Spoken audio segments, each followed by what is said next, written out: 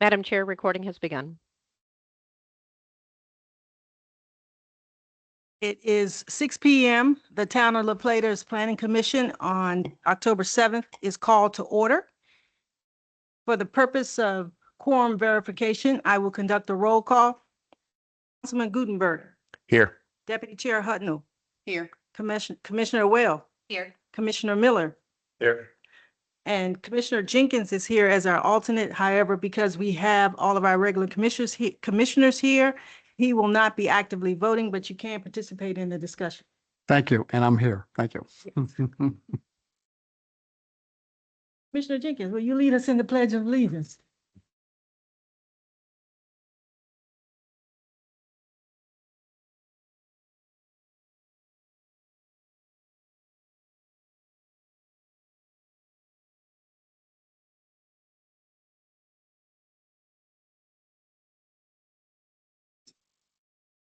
Thank you, sir.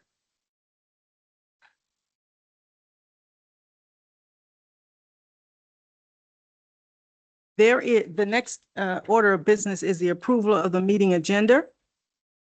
Are there any concerns, questions about the agenda, any additions? Councilman Gutenberg? Aye. Deputy No. Chair Hutnell? None. Commissioner Whale? No. Commissioner Miller? I was absent. No. No, this is the agenda today. No. I have no objections either. So the meeting agenda as presented will move forward. Now approval of minutes from September 2nd. Is there a motion to approve the minutes as submitted or offer any amendments? Can I get a motion? With the exception of Commissioner Miller? Motion to approve the meeting minutes from last session as presented. Thank you, Councilman Gutenberg. Can I get a second? I second. All in favor? Say aye. Aye. Aye. Aye. Aye. The meeting and the motion is carried. For the purposes of ex parte disclosure, I will ask, has any of the commissioners engaged in any off-the-record communications with applicants, developers, neighbors, or other stakeholders with regard to the projects that are before this commission this evening? If so, please inform us. Councilman Gutenberg. No. Deputy No. Chair? No. Commissioner Hill? No. Commissioner Miller? No. Commissioner Jenkins? Yes, I had a communication, not on anything on the agenda, but I had a phone conversation with Commissioner Gutenberg and also the town manager with respect to fiscal analysis and APFO. Thank you, sir. And as for me, I have not had any conversations either. This is the point where we're going to look to the public, both in the room as well as anyone online, to see if there are any comments that they'd like to express at this point.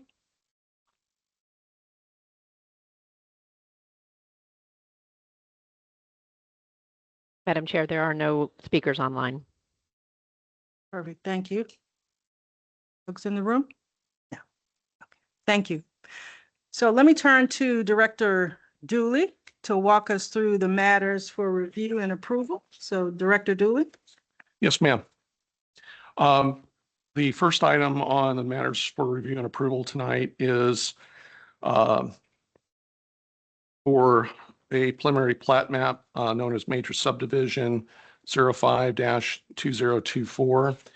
This is a request to subdivide 52 single-family lots into a senior living facility. Its location is on the south side of Port Tobacco Road at the T intersection with Quailwood Parkway. The applicant's representative, Nathaniel Foreman, is here to represent the project owner. But before we turn that over to him, Celia Crates is contract planner for staff, is going to provide the presentation and overview of the project for the commission's review. Celia? Good evening. For the record, I'm Celia Craze, consulting planner for the town of La Plata. You see before you a summary of the major issues with respect to major subdivision 05-2024 LaGrange. Next slide, please. This is the preliminary plat map.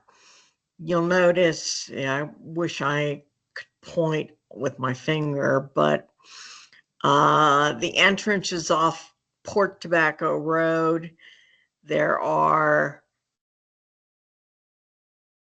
3 cul-de-sacs, 1 major street, and minor streets off of the major street. Next slide, please. As a matter of summary, the location is 203 Port Tobacco Road. The zoning is R21. In the R21 zone, a senior living community is permitted by special exception. The proposal before you is to construct 52 single-family detached homes on individual lots. Next slide, please. There's been a bit of a history to the LaGrange project. It initially came in and was approved by special exception on April 12th, 2023 by the Board of Appeals. The preliminary plat was initially scheduled for Planning Commission review on August 3rd, 2025. However, the project was continued to September 2nd, 2025 at the applicant's request. On September 2nd, 2025, the subdivision was continued a second time due to staff concerns about the proposed subdivision. After considerable discussion about the subdivision between the project applicant and staff, all parties are now in alignment concerning the project. Major subdivision 05-2024 LaGrange is now ready for Planning Commission review. Next slide, please. These are the basic development standards for LaGrange.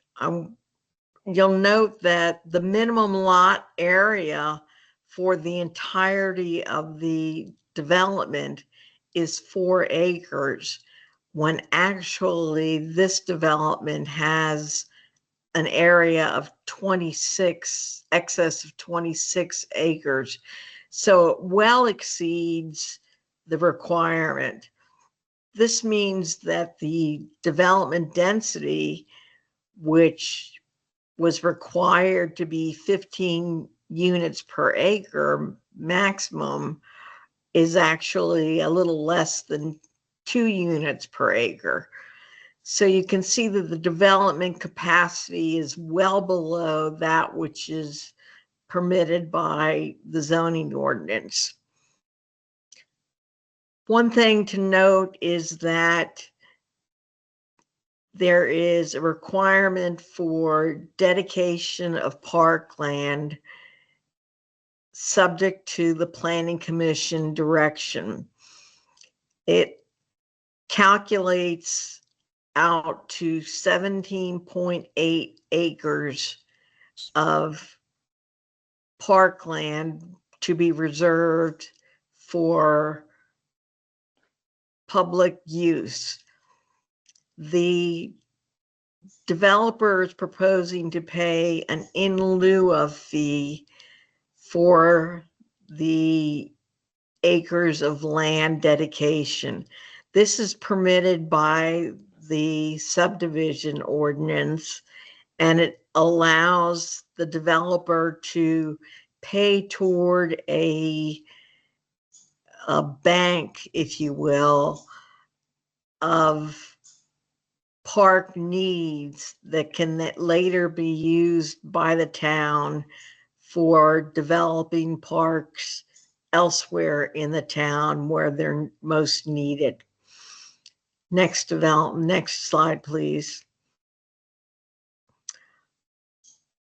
What's important is that because this is a senior living community, it does not generate school-age children.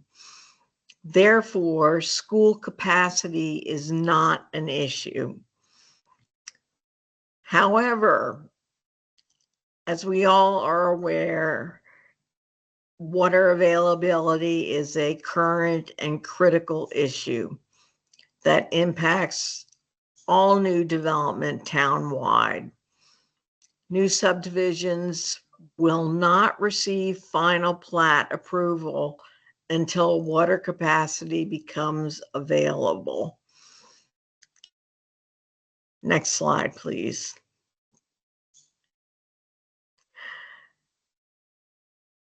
With respect to street width, which was discussed at a previous planning commission meeting, the project applicant was able to provide documentation that the proposed 50-foot wide public right-of-way with 26 feet of vehicular paving had been previously approved by prior staff. Therefore, it has been determined that the applicant relied on this direction in designing the subdivision. Given this new information, the current staff is withdrawing its former position that wider street widths in the subdivision are required.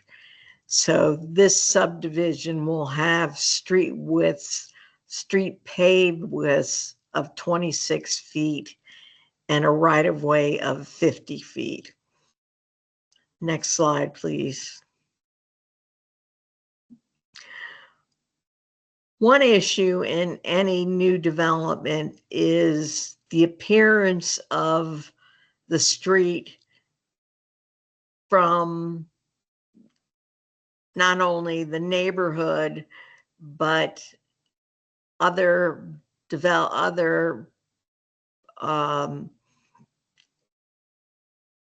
properties in the neighborhood.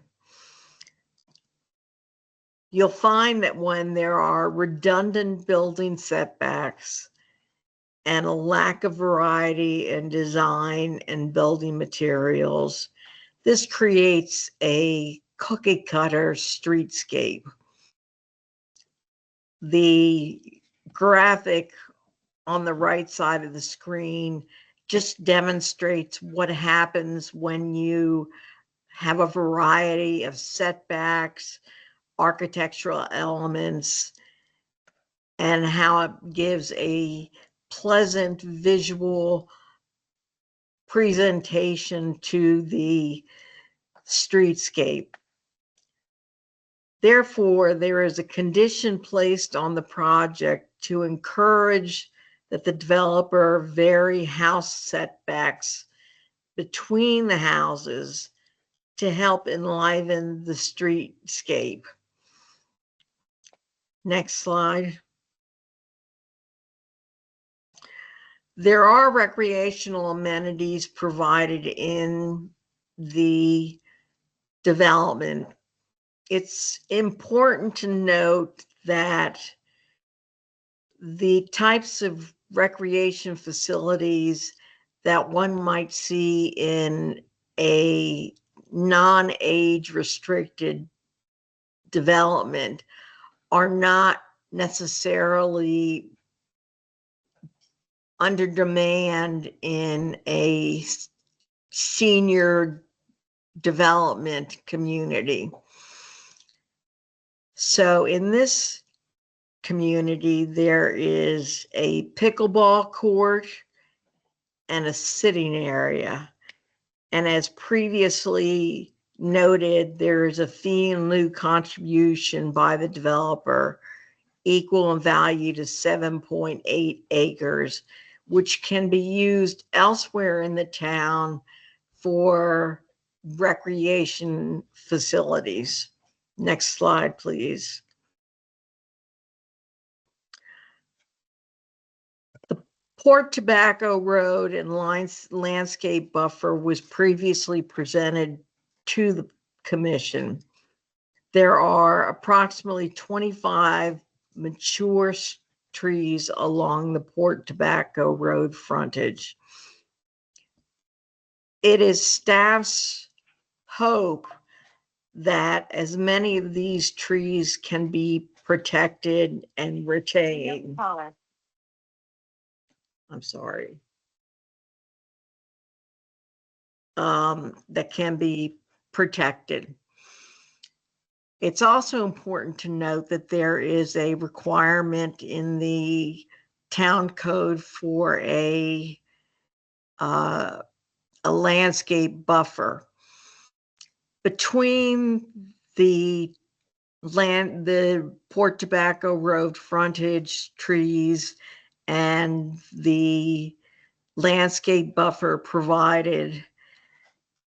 There is adequate buffering along the streets to satisfy the needs of the development. There will be a condition of approval requiring that an arborist be engaged to determine how many trees of the mature trees along Port Tobacco Road can be preserved and incorporated into the landscape buffer. Next slide, please.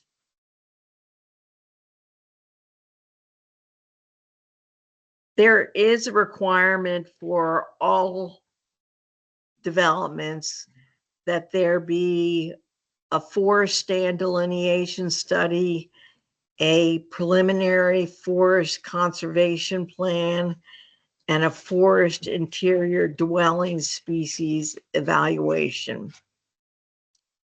All reviews have been conducted and satisfied. Any significant changes to the development plans will require a re-review of the plans. The stormwater mitigation plan for the project must be approved prior to grading permits being issued for the subdivision. Next slide, please. The Maryland Historic Trust identified an archaeological site on the subject property.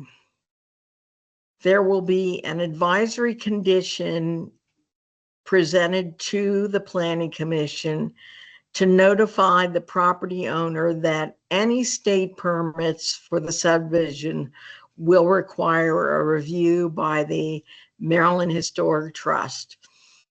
And if necessary, additional archaeological work may be required for the project prior to state permits. Next slide, please.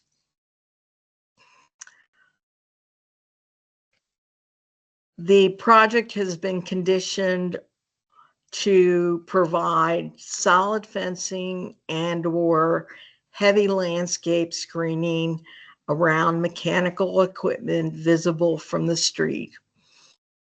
Next slide.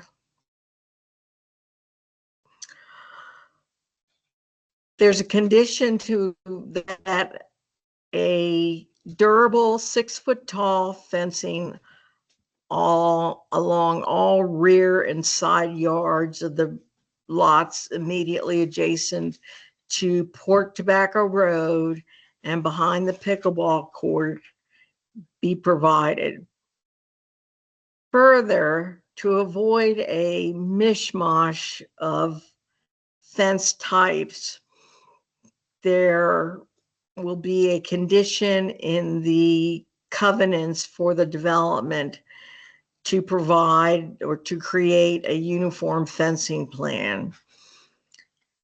Also, there will be no community entry gates from Port Tobacco Road into the subdivision. This will avert potential traffic impacts to Port Tobacco Road. Next slide, please. There is a 15-foot easement between lots 36 and 37, the purpose of which has not been determined. This needs to be determined prior to final plat. Next slide, please. Staff now recommends the Planning Commission adopt the attached resolution approving major subdivision 05/2024, subject to the suggested conditions of approval. Next slide. Are there any questions or discussion? Chair Banks, I just wanted to thank you, Celia, for the great presentation. I just wanted to point out one verbal error.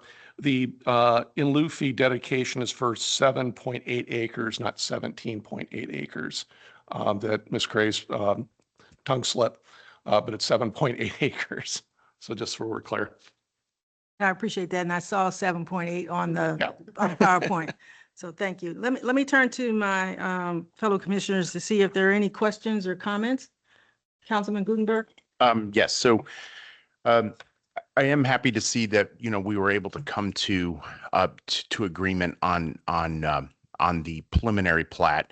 But I would like to have discussion with fellow council members or fellow commission members, I'm sorry, about the thing that we didn't achieve really ultimately, which is, I think, you know, that the words that the La Plata fire chief gave us and the demonstration that he provided the town staff, that we weren't able to achieve an outcome, I think, that was probably desirable to many of us.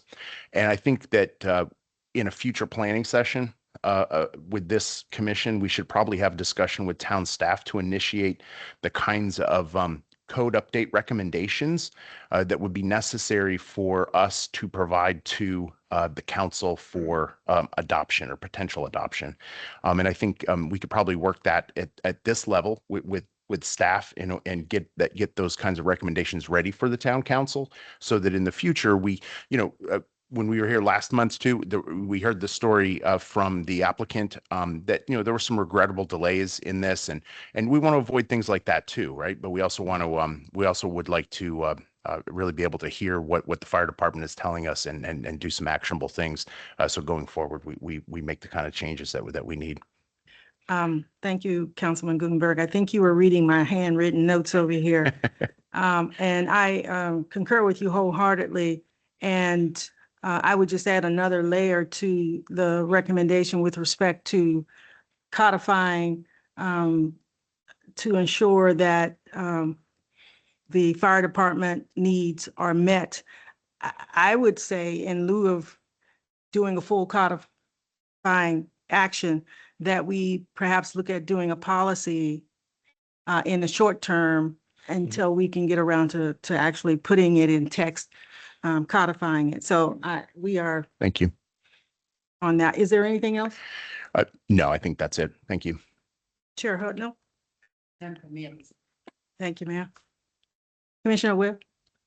I just want to add, I agree with that. And I think that although, you know, I understand the recommendation, it is unfortunate that, you know, the concerns that were presented by the fire chief, that there really is no resolution to that. So just want to make that comment. Thank you. Commissioner Mills? I'm supportive of the idea of kind of identifying those code updates that we want to bring to the council, and then I guess identify any other opportunities where we can stay consistent on some of those items so we can make sure expectations are set as we continue to mature up here and then as the planning department continues to get in a groove, as I know we have some struggles. Thank you, sir. Commissioner Miller? I'm sorry. I'm looking at you, Commissioner Jenkins. Sorry. Thank you. Again, I'm not voting, but I have a question. Again, you mentioned the fee in lieu of. Is there an estimated amount of what that fee would be in terms of monetary value? Commissioner Jenkins, I failed to grab the fee schedule with me before I came in this evening. So I do apologize for that. I can certainly send that out to the commission after the fact, but I don't have that in front of me right now. I do apologize for that. And then who would maintain the pickleball court is that the homeowner association? That would belong to the Okay. homeowners association as part of their open space. Yes. Okay, and then I would just offer two comments. I would agree with Commissioner Gutenberg that the discussion about road width and fire standards needs to be addressed. And your idea of a policy process I wholeheartedly agree with that. And then I was also would just highlight the issue about the opportunity to have a little bit more variety in how the houses are placed on the lots. Yes, sir. I know I have seen, not this, but I have seen other subdivision where it looks like, frankly, pretty boring, and the streetscape is not much imagination. So that I would wholeheartedly concur with that. And then I did notice in your report, Cecilia's report, so clarification, the 50-foot right of way and the 26-foot pavement section, is that in our town standards or is it county standard? It's the county standards are slightly different. For our standards, it required a secondary local street is a 50-foot right of way with 5 feet of sidewalk, 5 feet of landscaping between the curb and sidewalk, and then 26 feet of vehicular asphalt drive space. And I know we had a very spirited discussion and that was great. And I would just, from my own personal experiences and professional experience, I would think that a local road would be more apropos to have a 50-foot right of way. But that's just a comment and observation. Thank you. Thank you, sir. I have a comment. Well, first of all, you had me at pickleball court, but I do have a comment, and I'm going to preface it by saying that there may not be a codified requirement, but given it's been over 2 years since we've seen the traffic study, I wonder if, and I see Mr. Foreman here, I wonder if the applicant, and there are potential changes, I wonder if the applicant would be open to providing an updated traffic assessment or at a minimum, a memorandum verifying that the original study assumptions are still valid. Mr. Foreman, you can come forward if you want to respond. Thank you, Madam Chair, members of the commission. For the record, Nate Foreman with the offices of O'Malley, Miles, Nyland, and Gilmore. To answer your question, Madam Commissioner, Madam Chair, no actual traffic report study was actually required. It's semantics. A traffic analysis was done by our engineer, traffic engineer, Mike Lenhart with Lenhart Consulting. And it showed that under the anticipated number of trips that are generated by this type of use, it doesn't rise to the level under the Charles County standards to trigger a full traffic impact study, nor state highways number of trips to trigger one of their their traffic impact study. So it's that the number of trips is so few because of the use, it's not deemed to have any, it's only deemed to have negligible impact on the traffic in the area based upon the full volume. So we could get you a memo with the updated information, but I have a feeling it would probably be very similar to what's already in the record. So are we tripping up on assessment versus analysis? It's not a full, because no full-blown traffic study was required. Right. It was a traffic analysis, but yes, we can do a updated traffic analysis if you would Right. prefer. So that's what I'm saying. Okay. Are we tripping up on the on the assessment versus the analysis. And I looked at the analysis, and some of the data seemed to be pretty anecdotal, but I've driven that area and at different times in the day, and it is really busy that way. So I'm just curious if things have changed since this last analysis versus where we are today.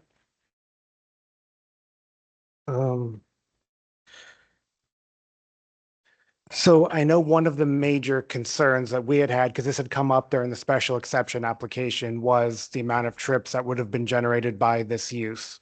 And one of the issues we did talk about was when this project had been previously approved back in the mid 2000s for 40 market rate housings. And there was concern that, well, you are now proposing more units. What is that going to look like compared to the previous? And when you look at the actual traffic analysis, the times and the peak hour trips are very different than what you have for market rate when it's for senior housing. You don't have as many trips overall, and you don't have as many peak hour trips just because that population and demographic isn't going to work in the morning. All of the units are generally not going to work or coming home at the same time. It is much more staggered. So, I'm not a traffic engineer.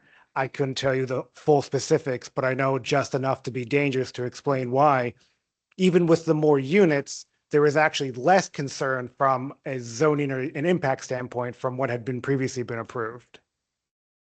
Okay, thank you. So is that a yes to the memorandum? Yes, it is. Okay, Well, depends on the vote goes tonight, but yeah, of course. thank you.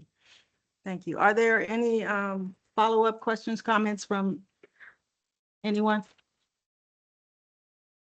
If not, Director Dooley, do you have anything to add? No, ma'am, other than to point out, this is a great example of why staff believes that we do need to have an APFO to address traffic related issues. And this would be a great opportunity to have that as part of our tools that going forward in the future. I concur. So given no additional discussion, is there a motion on the planning staff's recommendation? Chair, I'm sorry to interrupt one more time.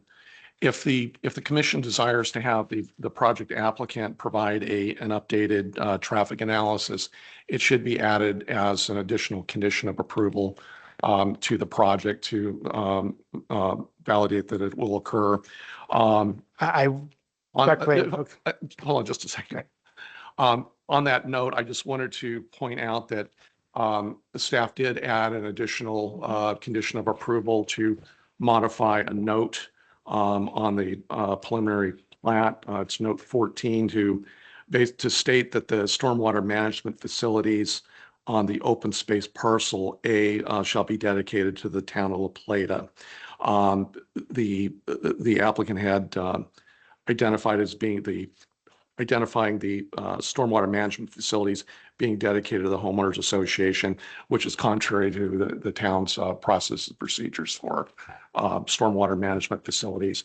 And that's primarily because that most homeowners associations really don't have the skill set or the abilities to maintain stormwater facilities.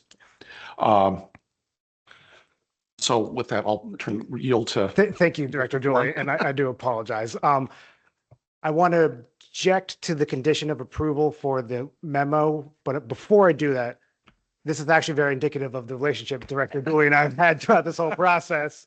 We agree, but I am going to object to something. But I do want to say I want to thank him for his hard work. Thank Ms. Crace for her hard work. This has not been the easiest project. I know that there's been a lot of shoved on Ms. Craze, on Director Dooley throughout this process. So I do want to thank them for the professionalism and they're willing to listen and compromise. Regarding, we are more than happy to produce that memorandum, updated memorandum, but I do not believe it's appropriate for it to be a condition for the reason that Director Dooley said there is no APFO to actually regulate the traffic. And so while it is more informational for understanding, I don't like it. I would object to it being tied to this project specifically into the approval because it's not actually not technically relevant to whether this should be approved or not.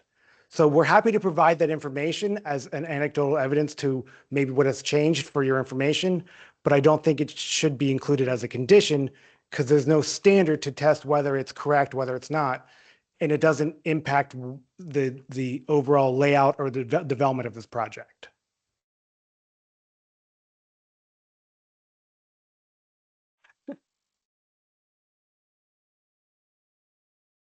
While I appreciate, Yes, of course.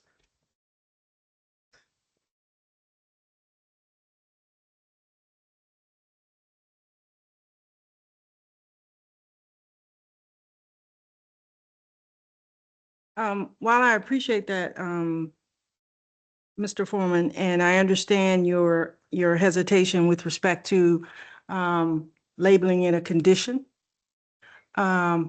because that implies a lot of things that you may not want to get tripped into. So I appreciate that. So let me turn to Director Dooley to see what's the best way we could craft this in a way that Mr. Foreman is more comfortable. And I think you've said, yes, we're willing to do that. Yes, and But I'm on simply record. not as a condition, Yeah. correct? Yes, I'm on record saying we will Right. provide that information. So let me turn to Director Dooley to see the best way. We don't want to create any unnecessary hardships or unnecessary conditions. But I think at the same time, it is a senior living community. But given you did a traffic analysis at the beginning,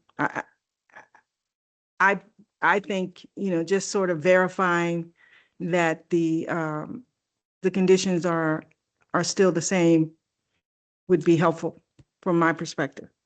So let me turn to you, Director Dooley, and I apologize if I'm putting you in a bad spot. Oh, it's part of why I'm but- here. We're gonna make you earn your keep today. Nate's done that. No comment. If the commission, I'm of the belief that if the commission wants something done, you need to condition it. You can condition it to say that the study will be done as an advisory conclusion to supplement it but unless you put teeth in it to say that, if the conclusion changes and there's mitigations that are suddenly or appropriate to do or requiring a full traffic study to be done, the commission has to be prepared and the applicant has to be prepared to make those modifications. Mr. Foreman, I don't think, and I do agree with Mr. Foreman's theory that the traffic study is only 2.5 years old. It's not terribly stale. And I would also concur that the information is probably not going to change substantially. We really have not had a substantial change in the community, particularly in that area that might skew the conclusions. But if the commission wants to have verification as a informational item, I would condition it in writing, but at the end of the day, I'm not sure that there's any real value unless the commission wants to require something if there's an adverse conclusion. Thank you. So let me not beat the proverbial dead horse, but let me just, and I'm going to poll my fellow commissioners, and it's okay if I get outvoted. Depends what the vote is. First, let me just be clear. I was asking this for the final plat, not the preliminary plat. So the 2.5 year is still within the period. So let me turn to my fellow commissioners to see how they feel about adding this as a request / um, do we want to add it as a condition? So let me turn to you, Councilman Gutenberg. Are you a yay or nay? If I could ask just a little bit of a definitional kind of question about it, right? So my assumption is a traffic analysis as opposed to a traffic study. The analysis is providing assumptions about number of trips based on the types of housing and the zoning and those kinds of things. And it's not actually going to be active, surveying of traffic in a period of time. It is going to be a set of assumptions that paints a picture of the local roads there and its intersection with Port Tobacco Road. Is that correct? That's my understanding Okay. as a layperson. Yeah. Okay. So that makes sense to me. Then, so from my perspective, I understand what you're asking for. The reason why I would have wanted something like that, though, is in the broader context of the intersection at 301 that it then comes to. And I think that is outside the boundary of a traffic analysis that they would provide us. And I am interested in the context of how that traffic analysis would impact the larger intersection network that is close by. And I don't think that a refresh of the analysis would change the numbers in any substantial way. We also would not be using that analysis to change any outcome of what the applicant is intending to do. We would use it in context of our APFO. So Yeah. my view based on those kinds of definitions is I don't think we would be gaining anything by adding that condition. So that's a no. That's a no. Yes. Vice Chair Hutton. Yeah. Commissioner Will, I agree, no. Commissioner Miller, I agree, no. But any information that you're willing to provide, we'll absolutely take, even though we can't kind of apply mitigation requirements to it. so based on the polling of my fellow commissioners, I will withdraw my request. Thank you, Madam Chair. And certainly when we come to the final plat, we can have coordination if there's any way we can help with the town's overall review of the site and traffic in the area. We're happy to assist whatever we can, but we just don't want to have it tied to this development application right now. Thank you. Appreciate that. Anything else, Mr. Foreman? No, just I think I thanked everyone and I thank everyone for this hearing tonight. We do agree with staff's recommendation. The one condition that was printed ahead of time, not the one that was raised by the chair this evening. But yeah, we're in agreement with it and we would request this planning commission adopt staff's recommendation of approval. Thank you, sir. Thank you. So let me turn back to my fellow commissioners. Now, is there a motion on the planning staff's recommendation to include this additional condition with respect to the stormwater management facility? Is there a motion? Yes, Madam Chair, I would make a motion that the Planning Commission adopt Resolution 2503 as presented with conditions as presented. Thank you, Councilman Gutenberg. Can I get a second? A second. Thank you, Vice Chair. So let me poll each of you. Councilman Gutenberg, Yes. Vice Chair, Yes. Commissioner Miller, Commissioner Whale, Yes. Commissioner Miller, Yes. and I'm a yes. So the motion passes and the recommendation is approved. Thank you very much. Thank you, sir. Appreciate it.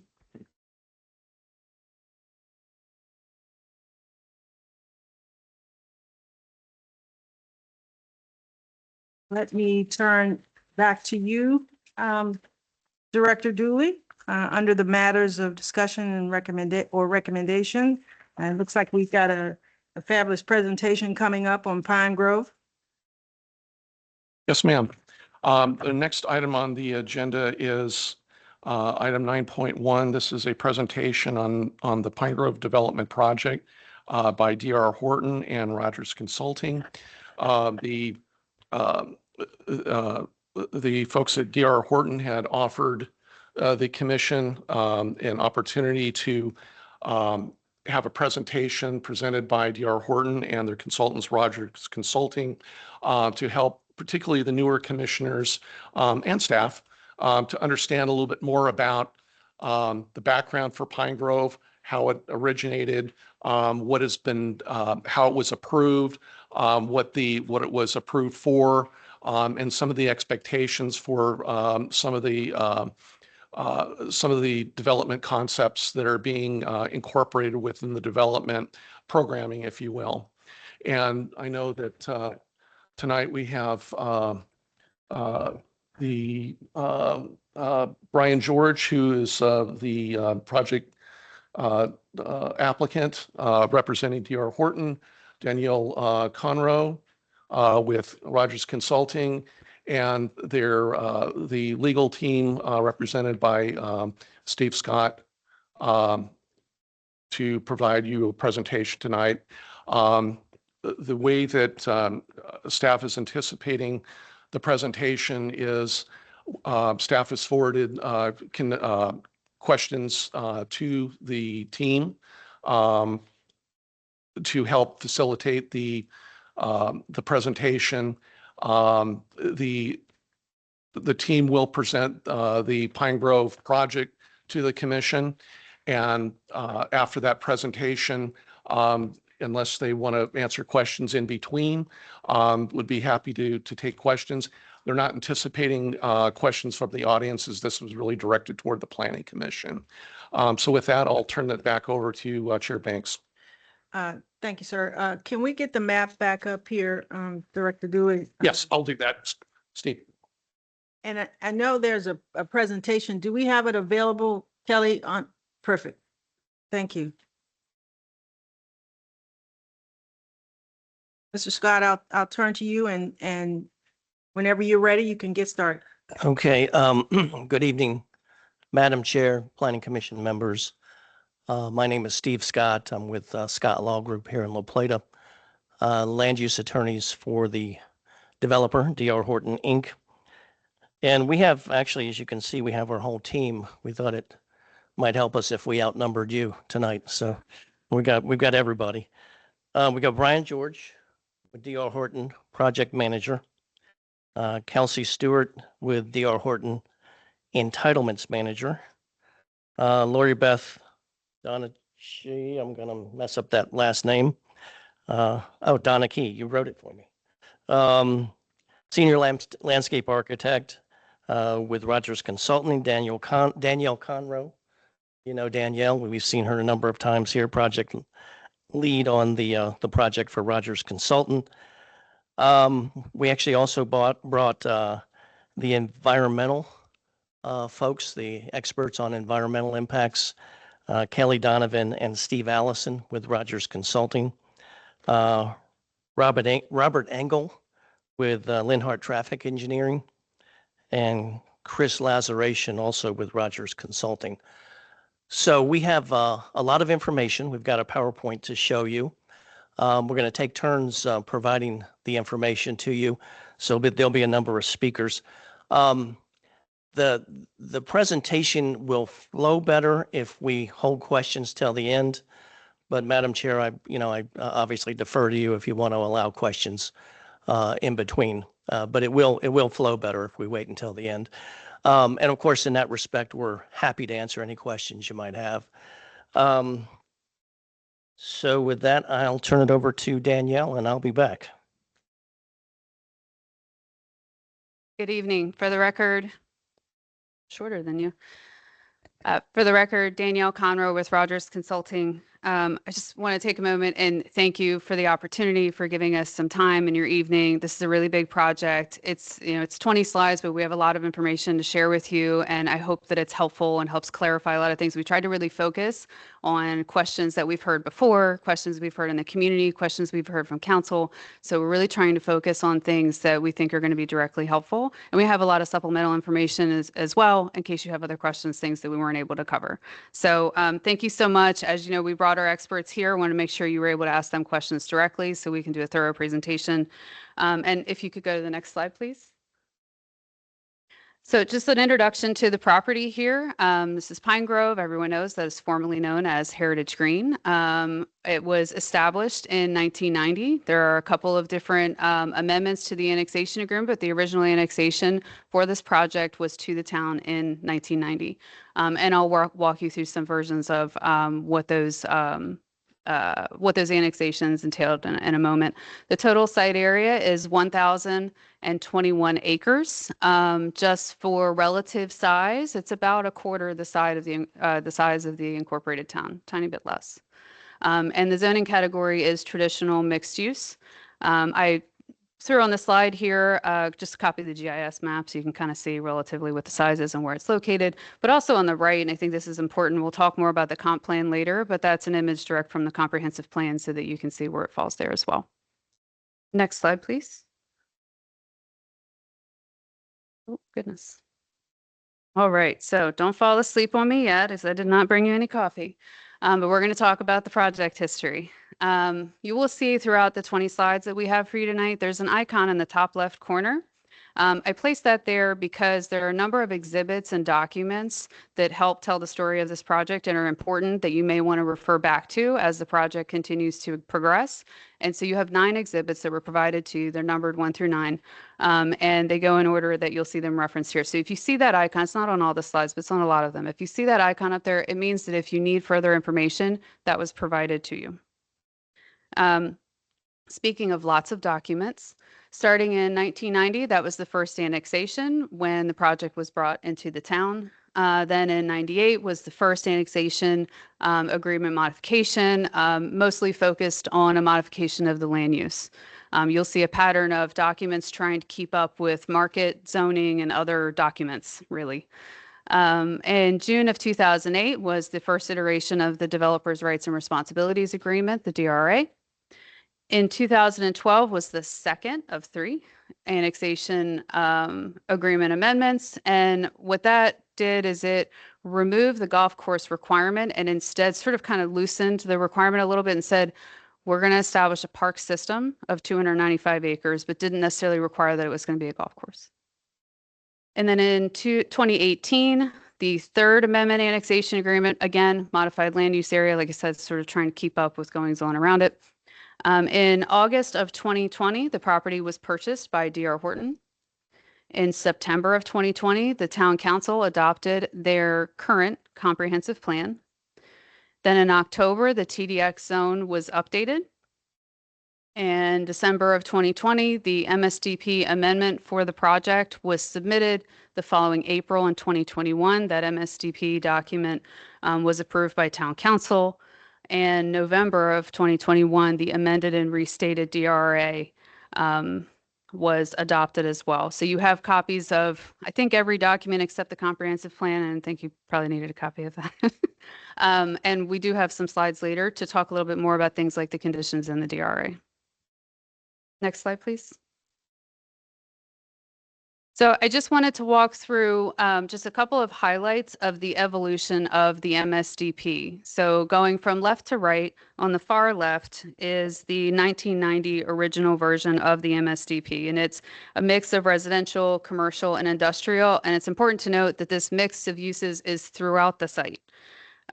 There's a maximum that was set in the original annexation agreement and in the original MSDP of a maximum of 3,170 units, which remains the maximum today. And this is when the requirement of the golf course, 18-hole golf course, was first established, was again in the first annexation agreement and the MSDP that went with it. Next, in the middle, the graphic that you see is the 2005 plan. The central business area that you see mostly in red, but again, it's a little bit scattered throughout on the first iteration. That second iteration, it tried to start to shift it to north of Rosewick. So it tried to kind of shift it to what they knew was going to be a capital improvement project for the county, and Rosewick Road's widening at that time. Also, the idea of a northern bypass was established. That's that roadway that you see that we all know now as the Plata Parkway. So that is when that was established to connect Maryland 6th to Rosewick Road.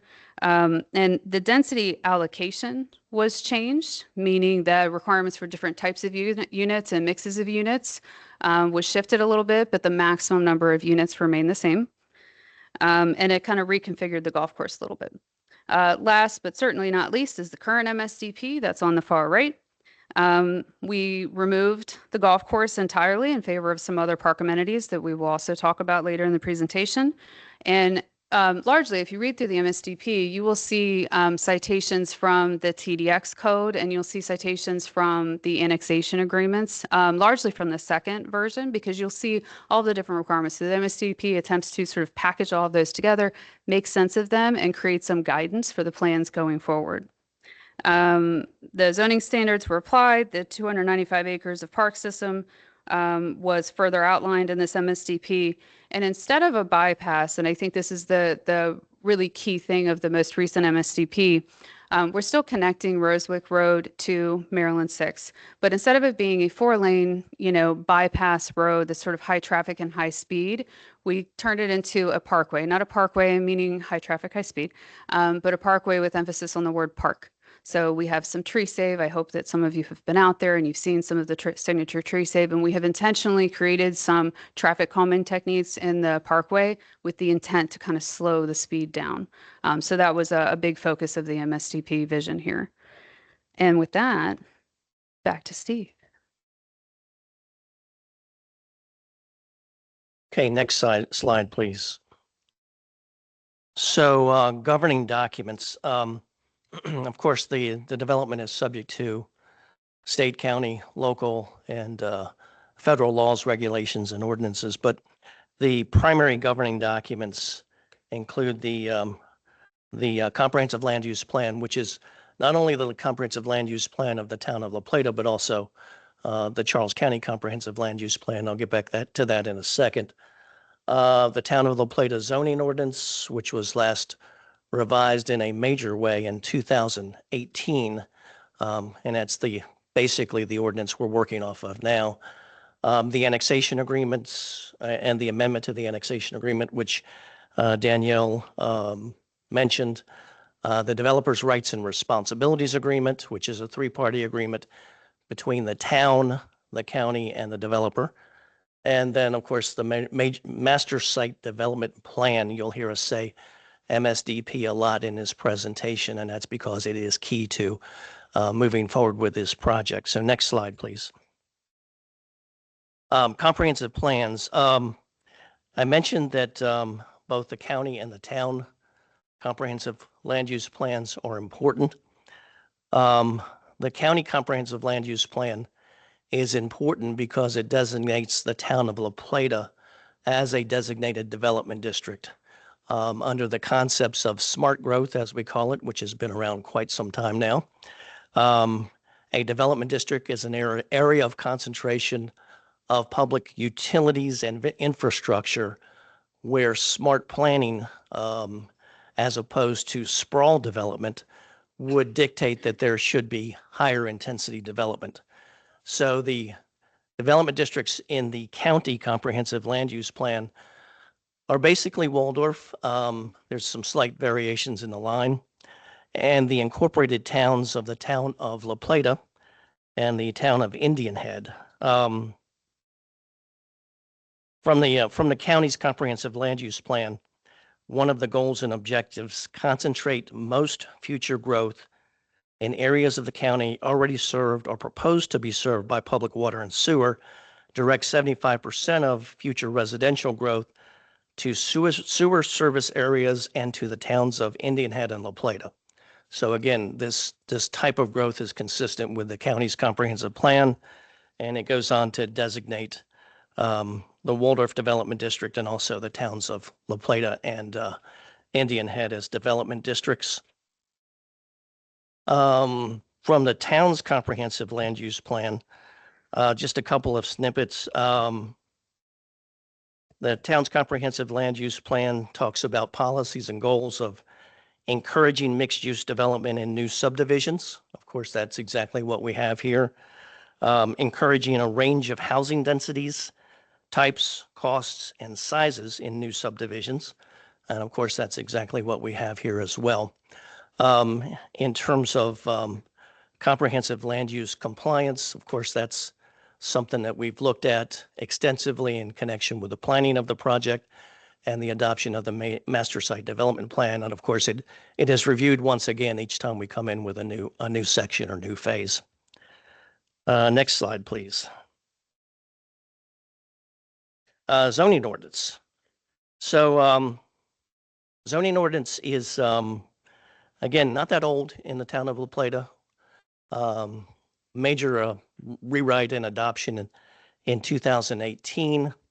And then in connection with that rewrite and adoption, there was a comprehensive rezoning, and that's when this particular property received the TDX zoning classification. The zoning ordinance in the town of La Plata governs this particular property and land use. Here's where we diverge from the county. The county zoning ordinance does not govern the project and land use here. From the zoning ordinance in the town of La Plata, there's certain goals and policies and certain things that we hope to achieve with a TDX zone. They include compact development on a human scale with a mix of uses, enhanced visual character. You can read all of those. Those are goals that we hope to achieve with a master site development plan. And of course, as we mentioned, the master site development plan was amended most recently in April of 2021. And that master site development plan is absolutely critical to the future development of the project. It is the sort of the glue that holds it all together. It's the document that governs where each of the neighborhoods goes and gives us a basic framework of the project and how it will be developed. It is, on the other hand, a very generic document in terms of detail. And so each time that we develop a new section or phase, the detailed design comes in accordance with the master site development plan in the form of a preliminary plan and eventually a subdivision plat. But just quickly out of the zoning ordinance, the importance of a master site development plan, quote, a master site development plan and approving resolution will supersede any requirements found in this chapter and will act as the guiding document for all development of the tract of land. So absolutely important that the master site development plan be adhered to, unless and until it may be amended again. And that's part of the flexibility of responding to market forces. Next slide, please. Sure, absolutely. Again, Danielle Conroe, I just wanted to draw to your attention, one of the exhibits that you have is a copy of what we refer to as a TDX justification package. So each time we do a site plan for a project, we go through and we address in turn each requirement. The slide only had part of the requirements. It was meant to be a summary to show what the intent of the zone is. But it's a kind of a lengthy document, but I just wanted to show you that shows kind of in turn, we showed you an example and you can kind of see how everything is addressed in turn per code. Thank you. Okay, annexation agreements. So as we mentioned, most of this property was assembled as a large tract of land, but when it was assembled, it was outside of the municipal boundaries of the town of La Plata.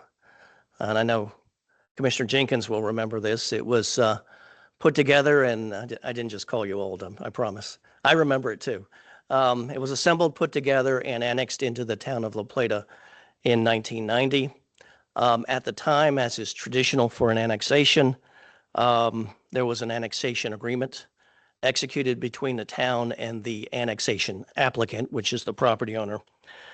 There have been a couple of amendments to that annexation agreement over the years, mostly dealing with project layout, project amenities, and the sort of the sequence of events of the project. And a lot of what is in the annexation agreement, having been a little older document and things evolving as we go, is really superseded at this point by the master site development plan and the zoning ordinance, and not superseded in the sense that the annexation agreement no longer exists. It just has to be read in connection with the governing documents that are later in time, which are the zoning ordinance and the master site development plan. Key elements of the annexation agreement. So the project is limited to 275 building permits per year. That still exists.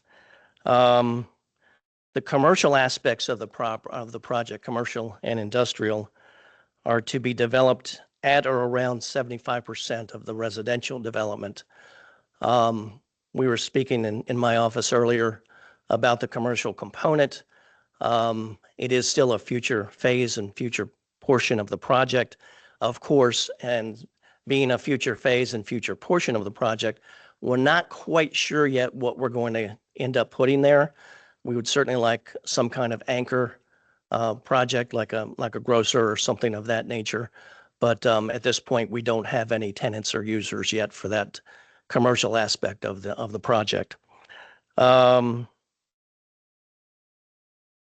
So, and also the annexation agreements are the origin of the amenities for the project, including the park system and the other amenities. The annexation agreements require that we establish homeowners associations for the project, which we are doing and have done.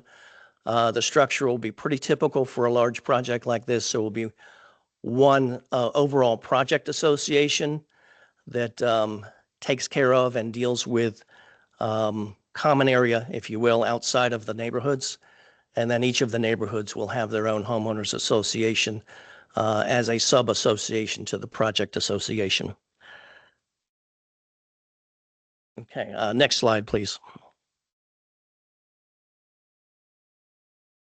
DRRA, or Developers' Rights and Responsibilities Agreement.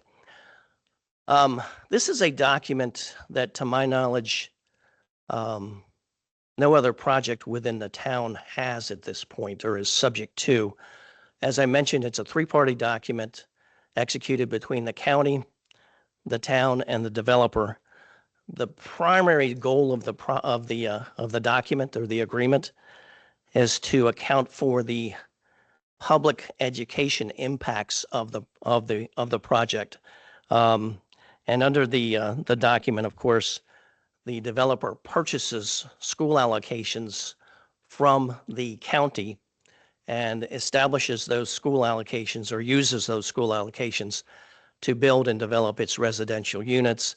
The DRRA is a one-for-one agreement, so one allocation is one residential unit, unlike some of the other adequate public facilities ordinance that may exist in different jurisdictions which use a student generation yield. Under the DRRA, the developer is required to purchase a minimum of 100 school seats per calendar year and can purchase a maximum of 200 school seats per calendar year. Every July 1st, the county reaches a new fiscal year, their fiscal year July 1st to June 30. And so every July 1st, they look at and apply an inflation factor to the amount paid for school allocations by D.R. Horton, which is, of course, again, pretty typical of that kind of arrangement. Amount paid to date by D.R. Horton for school allocations, $9,882,177 paid to the Charles County Commissioners. Next slide. MSDP, or Master Site Development Plan. Again, I think Danielle mentioned the importance of this document. You can see the current iteration of the Master Site Development Plan there on the right. Again, as you can see, and as those that have been on the Planning Commission for a little while may attest, it doesn't give us any design detail. It doesn't lay out streets and lots and those kind of things, but it does lay out the future land bays or the neighborhoods. There is a narrative that accompanies that picture there that gets into some of the detail about unit count, unit mix, and the placement of units. There is under the MSDP a 20-acre school site, which will be dedicated and conveyed to the Charles County Public Schools. And you can see the various land bays and La Plata Parkway sort of bisecting the site north to south, with the commercial area at the top on the north side of the property. Noteworthy, we see the parkway with the tree save areas, landscaping, traffic calming devices. Again, the mix of uses within the TDX project. I mentioned the school site and of course the park system. And we'll talk a little bit more about amenities later on in this presentation. And again, the MSDP is our guideline to establish the outline of neighborhoods and the uses within the project. Next slide, please. And I'm going to introduce Brian George, and he's going to talk about Pine Grove today. Good evening, Madam Chair and members of the commission. For the record, my name is Brian George. I'm with D.R. Horton. So I'd like to take some time to go over where we are at with Pine Grove as we sit today in development. And just for the sake of doing so, are the communities as shown here, are they shown in section letters or do they have names on them? Okay. So I'll refer to both the letters and the community names just for ease of everything. So Pine Grove right now in development, when we first started this community, we started on the south side off of Charles Street, Route 6. When we did so, we entered in there and we came up north with our first phase of La Plata Parkway and got to what we affectionately call Section K. The community is actually called Whispering Oaks. Whispering Oaks was our first community in Pine Grove. That consisted of 176 single-family detached homes, all of which were slab on grade throughout that neighborhood. From there, our sales, we started construction towards the end of 2022, started closing some of our first homes in 2023, and continued sales all the way into what I believe was around the first quarter of 2024, I believe is when we closed the last home. A little bit later in time, we switched over to Section O. You'll see it's on the east side there connecting to Agricopia. So there are two sections, Section O and N, that are a little bit, they're detached by geography from the overall Pine Grove. They're not detached from community, just Clark Run runs through there, so there's no ability to connect that with a roadway that would make sense there. So neighborhood O is called Canopy Ridge. It connects through Agricopia, like I stated. That's 68 single-family detached units, all of which are on a basement. So we wanted to get into that section to offer a different product for a different buyer. That product was slightly higher in price point, targeting a different market. Going back to the TDX ordinance, we want to be able to have products that are available for a vast range of clientele, a larger demographic. And the way that we attempt to do that is by opening up strategically different sites at different times and try to be able to sell them at the same time to the best that we can, knowing some of the limitations that we have. So once we were into Canopy Ridge, we then went up to the north side of the project, which is accessed via Rosewick Road, going east to west on the north side there. Kind of dead sit in the middle there. We started construction of La Plata Parkway. It's called Phase 2. But it's just our connection from the north going down south. And that gained us access to Section A, as you'll see, which is Waterview Landing. That was the first community that was townhomes for us. So that consists of 236 single-family attached townhomes, all, of course, slab on grade, three-story product. So we got in there. We started selling. We were about halfway through the closings. Now we've closed just under half of the total number of units there. In connection, at the same time as we were developing Waterview Landing, we were also working on the north side of Rosewick Road, not on the commercial section, but if you'll see, I believe it's shown as Section Q on your map there.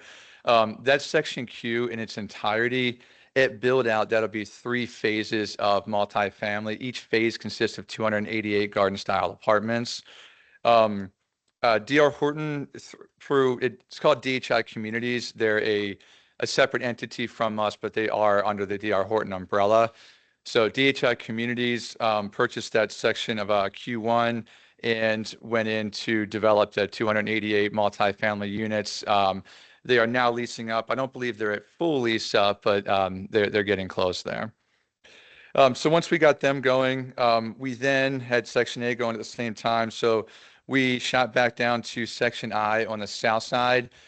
Section I was effectively it wasn't a clone. It was what we call a replacement for Section K. So we run out of those single family detached products. We need to replace it with the next community, which is Section I, which is called Sagehurst. That is 220 single family detached homes. But what we did different here, looking at the market results from neighborhoods K and O, is that we added both basements and slab on grade options, and we had 30-foot product and 40-foot wide detached units. So we were able to leverage our market experience over sections K and O to be able to hopefully allow for that broader demographic to come into this one Sagehurst community and purchase in there. There's a lot wider of a price point from low to high in Sagehurst than what we had in sections, Whispering Oaks and Canopy Ridge, K and O. So going forward, that's where we stand today. Going forward, what we have in the pipeline right now, next up, we'll back up on the north side to the east of Section A. You'll see Section B there. That's called Lilyfield. That's 107 townhomes, single family attached. Right now, we're going through the major site plan process with Director Dooley, and in process there, of course, that won't move forward until other factors get figured out with public facilities. So that neighborhood B, what you'll notice is that neighborhood B doesn't have direct access to La Plata Parkway, but it does have pedestrian access via a natural trail that connects it to the section to the south, and then ultimately pedestrian access over to the Parkway. Beyond that, right behind that is Section C there. That's Rosebud Terrace. That is our first community that is age restricted, not age targeted, but age restricted, 55 and over. That's 386 units. It's a mix of single family attached and single family detached. So we have the detached products, and then the attached products will primarily be a 2-story master down living product to facilitate the 55 and older market demographic. Beyond that, last 2 that we have in our pipeline right now are Section G, which is Blossom Grove. We're hopeful to go to Planning Commission for prelim in November. That's just under 200 units, final density to be figured out after we get a preliminary plat approval. And then Section J, which is Amber Glen. You'll see it is just to the north of Section K there on your map. That is the next townhome community that should replace Section A. It has a similar product to Section A. Section B has a little bit different townhome product there. So next slide, please. Pardon me. So next thing I'd like to talk about is our, I say DR Horton's vision, but really this vision isn't just DR Horton's. It's Rogers Consulting's, it's Steve Scott's, it's everybody, our whole entire team. We have this coordinated vision for what we want Pine Grove to be. Some of the most important things to us that give us what we think about when we think about what is our vision is that we really want to have a sense of a close-knit community, and we want to be very environmentally forward in our design practices.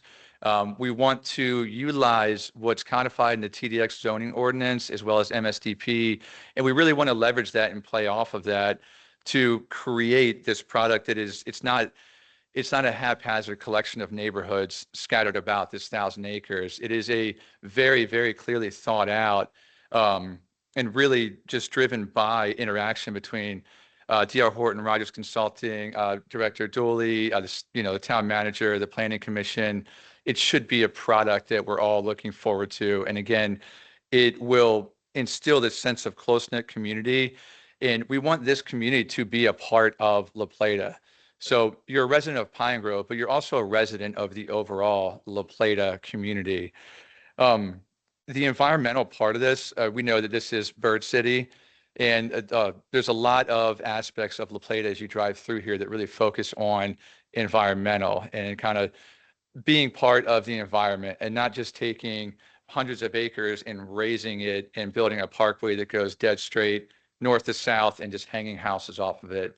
That's one thing that we wanted to make sure that we never did to this community, because it is not what La Plata is all about in our eyes. So we worked very hard. I'd like to quote from the MSTP, the parkway being such an integral part of this community. To quote the MSTP, to create a true parkway system that complements the greenway and park system, interconnects the neighborhoods within the community, and connect with the town street network. This is not a 4-lane bypass highway, but a 2-lane pedestrian scaled parkway with trails and sidewalks linked to the neighborhoods and greenways. So that we really take that very seriously. And this whole entire community was largely designed around that. You'll see on the parkway, if you drive it, it does turn in, it quickly turns into a 2-lane parkway, and it is made to wind and shift and utilize the existing topography to give you those grade changes. And something that we're very proud of that we don't see often is the tree save area, are the tree save areas in the medians there. One of them is shown on the south side, one on the north side. In this next section of the parkway that's under construction now, you'll see that it also kind of diverts into another tree save area in the median there. And that helps so much with, for one, it controls traffic. Again, this is a pedestrian oriented, it's again, a close-knit pedestrian linked community, allowing us to get down to a 2-lane roadway and not 4 lanes, and allowing us to keep those tree saves and kind of meander the parking lot, or excuse me, not parking lot, the parkway through the property. It really allows us to safely put pedestrians on the trail system there. It allows us to safely have bikers that have their own dedicated lane throughout the parkway. It essentially connects La Plata from the south to the north, the big roads. It allows you to get away from the hustle and bustle of 301. You can pull in, we constructed these large monuments on both the north and the south ends of the parkway so as to show the sense of arrival, the sense of community that you get knowing that you're a member of Pine Grove. And again, of La Plata. You can take your bicycle and ride from Route 6 all the way up to the commercial that will be on the north side and grab the existing La Plata, or excuse me, the trail system on Rosewig to then go out to 301. You can take it back down south and you can safely bypass 301 on your bicycle or walking the trail system. And that's something that we're very proud of, because again, we want this community to be a very integral part of La Plata. And we want that to be shown in our design, in the way we construct, in the way we build, in our relationships as well with the town of La Plata. So with that, next slide, please. Good evening. I'm Laurie Beth Donachie with Rogers Consulting. Is that better? Okay, I want to build on a few of the topics that Brian just mentioned. We have 2 exhibits here, a circulation plan and an amenities plan. And you'll see that there is a full copy in the presentation package, so you can see more detail here because there is a lot of information. The circulation plan is something that we added this time as requested by Commissioner Jenkins previously. So we're showing the pedestrian connections, but also the bike paths that are along the parkways. And they're running, connecting the existing trails that go along Rosewick, and you'll be able to bike down the parkway all the way down to Charles Street. And along the parkways, there are also 10-foot wide paved trails, and they go into each neighborhood where the 10-foot wide trails continue. And then between each neighborhood, we have either paved or unpaved trails. And particularly the unpaved trails offer residents to have more of an immersive natural experience that they can experience some of these tree preservation areas. They can observe the birds and they can observe some of the native plantings that we've done through the projects and really connect the whole project together so it doesn't feel like isolated little neighborhoods. The amenity plan, you can see there's a very dense chart on the side, and that has a breakdown of each neighborhood, what amenities we're putting in there. And we have a whole range of things, things like dog parks, particularly in the apartment residents, since they don't have a yard, it's important for them to have a dog park. We also have playgrounds scattered around for things like the senior community. We have community gardens for them. So we really thought about the residents that would be in each neighborhood and what amenities would best suit them. And in the center, you have a central park with lots of amenities that Kelsey will discuss more on the next slide.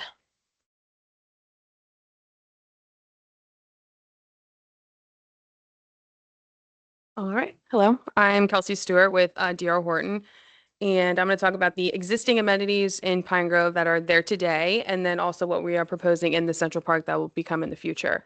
So if you look at the slide here, the pergola in the top right, that's existing right now in Section K, and which is with Spring Oaks, and that's backed up by green space. So it's really important to have green space throughout each pod in Pine Grove so that people have access to do whatever they want. Soccer, maybe they want to play soccer in the fields. So they have that there. In the top left, that is what is proposed, what we are permitting right now for Sagehurst, which is Section I, and they will have access to the pool, a bathhouse, and a clubhouse. Within each pod, we wanted to make sure that we were giving all the residents access to some type of tot lot, picnic, benches, and things like that. The Central Park is located in the center of the community and is planned to have tot lot, dog park, walking trails, benches, picnic tables, and meadows. The one thing that's important to note is that the Central Park will be dedicated to the town of La Plata and open to all residents who live in the town of La Plata. All other pocket parks within the neighborhood are HOA maintained and only available to the Pine Grove residents. So that's important to note so that people in the town of La Plata know that the Central Park is available for their use. And next slide, I think that's me. Nope.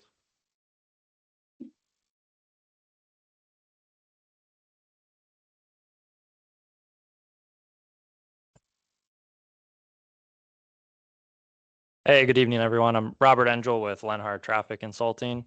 We're the transportation consultants for this project. Lenhart Traffic has a lot of experience in La Plata. We've worked on numerous projects in the last few years, so we're familiar with your roads and also familiar with the Charles County APFO, the Adequate Public Facilities Ordinance. We were first involved with this project in 2020 when we conducted a full traffic impact study evaluation. That study was based on the Charles County Adequate Public Facilities Ordinance and also met the requirements of state highway. That study looked at the entirety of the Pine Grove development. It wasn't based on it, just the first imminent neighborhoods. And we outlined improvements that were going to allow this development to proceed, mitigate the full impact of the site, and continue to meet the adequate public facilities requirements of the county.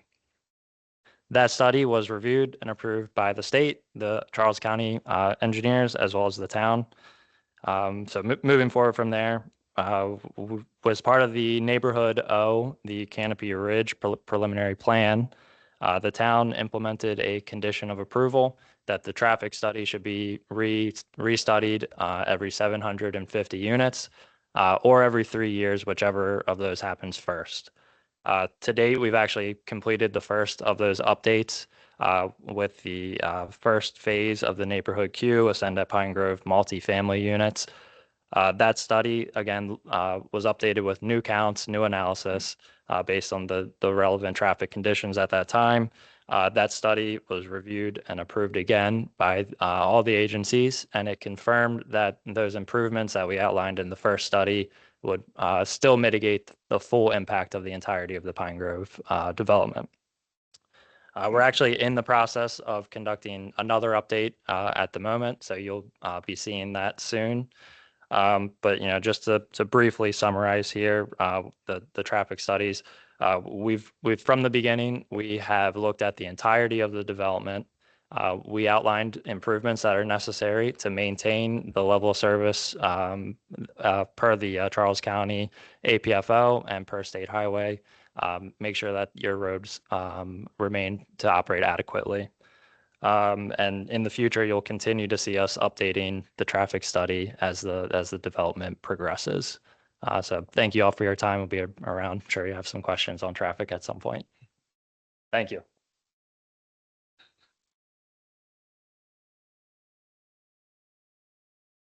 Next slide, please. Again, for the record, Brian George. Next, I'd like to go over the infrastructure improvements. This kind of goes right off of what Robert just spoke about the traffic study. The traffic study drives some of these infrastructure improvements, but of course not all of them.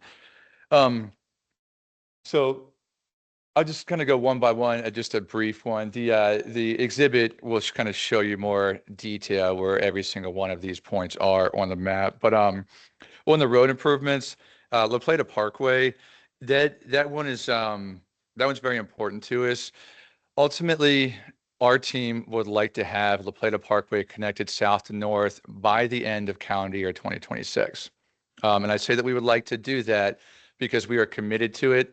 We have to make sure that development follows with it. Right now, with things that are going on with public facilities and having that, being able to make that happen without also being able to develop off of that road is a bit difficult for us. So the goal is we're still operating under the assumption that we'll be able to get the parkway connected by the end of 2026. That is our internal goal. But of course, other things have to fall in line to allow that to happen. There's also the Heritage Green Parkway. So it's right about in the middle of the project. There would be a traffic circle. It's right where the Central Park is proposed. Heritage Green Parkway would then extend to the west and connect over to where it stubs out at Washington Avenue over there. So there will be an at-grade CSX crossing that needs to be permitted and constructed. The intersection improvements, I apologize, I can't see that far away. The Rosewick Road and La Plata Parkway intersection and the Route 6 and La Plata Parkway intersection. So those were two of them that are already complete with the exception, well, the Route 6 and La Plata Parkway, that signal is complete and operational. The signal on the north side, La Plata and Rosewick, the signal is in, it's not yet operational. We can follow up with, we'll follow up with Director Dooley on a timeline once we have everything in order for a date that will be turned on. The remaining ones, the intersection improvements, there are 4 improvements on 301 that were brought about by the traffic study. These intersection improvements have not been completed, but we are gearing up to start performing them based on some of the results that Robert's team has gathered from the most currently updated traffic study. So there are 2 of them that we're going to look into. Hoping to get going in 2026. We have to get permit approvals. Again, a lot of the permits are expired from when we originally permitted them. So we have to go get reapprovals. The budget is there to do these intersection improvements once the reapprovals are done. And of course, in accordance with when the traffic impact study shows these intersections needing them. The next ones are outside of traffic. There's the Rosewick Road waterline extension. That was tying in the water line. It was previously stubbed on the west side of Rosewick Road, west of Washington Avenue. So we took that and took it all the way out, almost to the extent of our eastern property line across, or excuse me, east to west on Rosewick Road. Then the sanitary sewer trunk line, that was approximately a 2.5 mile sewer that we installed, starting at the existing Willow Lane pump station and running all the way up, of course, through underneath Rosewick and into the commercial and multifamily section. So that is all complete and online, functioning as it should. There is an off-site sanitary sewer. So along with that sanitary sewer trunk line, it should be known that D.R. Horton is responsible for purchasing and installing a third pump in that pump station. The pump station is designed for 3 pumps. Prior to Pine Grove, there was not a need for a third pump because the 2 pump capacity was working. So there is a trigger. Danielle, could you back me up on the trigger for the pump? Okay, sorry. There is a trigger for the pump. I believe, I don't want to say what I believe because I don't want to go on record with false information. But anyway, the pump station is rigged for 3 pumps. It's set up for it. We have to go in and install the third pump and do the electrical upgrades to get that online. In coordination with that, there is also a second force main that goes, sewer force main that extends from where we currently stubbed it on Caroline Drive, pardon me, and that extends all the way out to Kent Avenue where it ties into the existing sewer system to then flow to the sanitary sewer facility. So those are a lot of the infrastructure improvements that we're doing. Again, many of them have either been completed or in work to date. Right now, along with all that, so these are all improvements that D.R. Horton is paying with no profits by the town's not responsible for any of the costs. D.R. Horton is fully on the hook for the cost of that. Right now, as of today, we've paid $9.8 million in major facility fees to date. And on these improvements, we are just over $20 million spent to date. And we expect that to be over $52 million for all of these improvements once they're finalized. With that, I would like to turn it over to our environmental consultant, Kelly.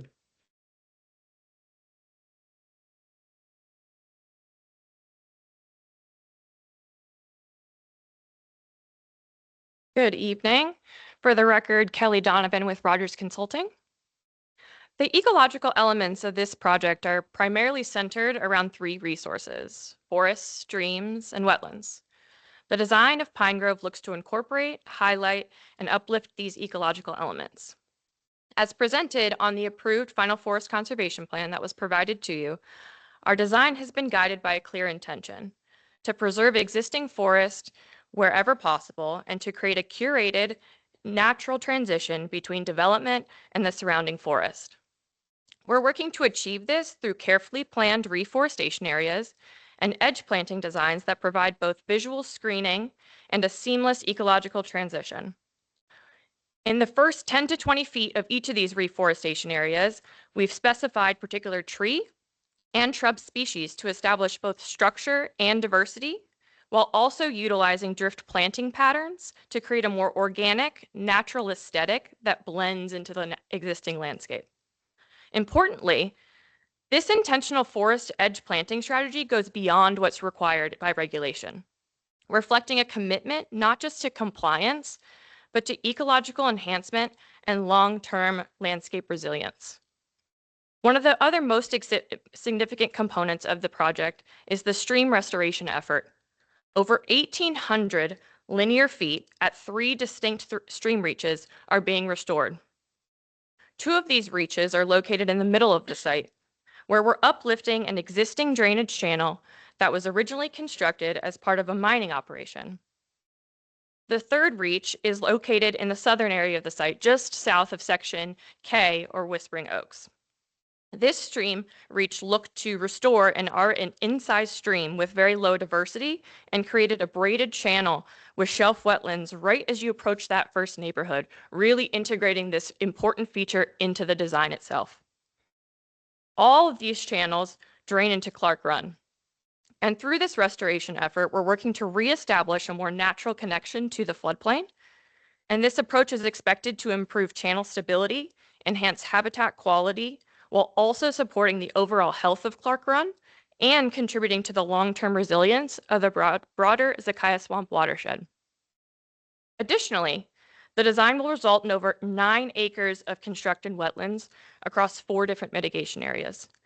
These wetland areas foster an environment which improves water quality, enhances flood storage, and provides diverse riparian and wildlife habitat. Finally, what makes this project especially exciting is that it presents a really unique opportunity for all wetland and stream mitigation to occur on site. This means that every acre created of wetland and every linear foot of improved stream functions as a part of a cohesive system that looks to directly benefit this location and this landscape. Together, these actions proposed by this project look to actively enhance ecological function, strengthen the surrounding watershed, and create a resilient natural framework for the community to grow within and experience. Thanks.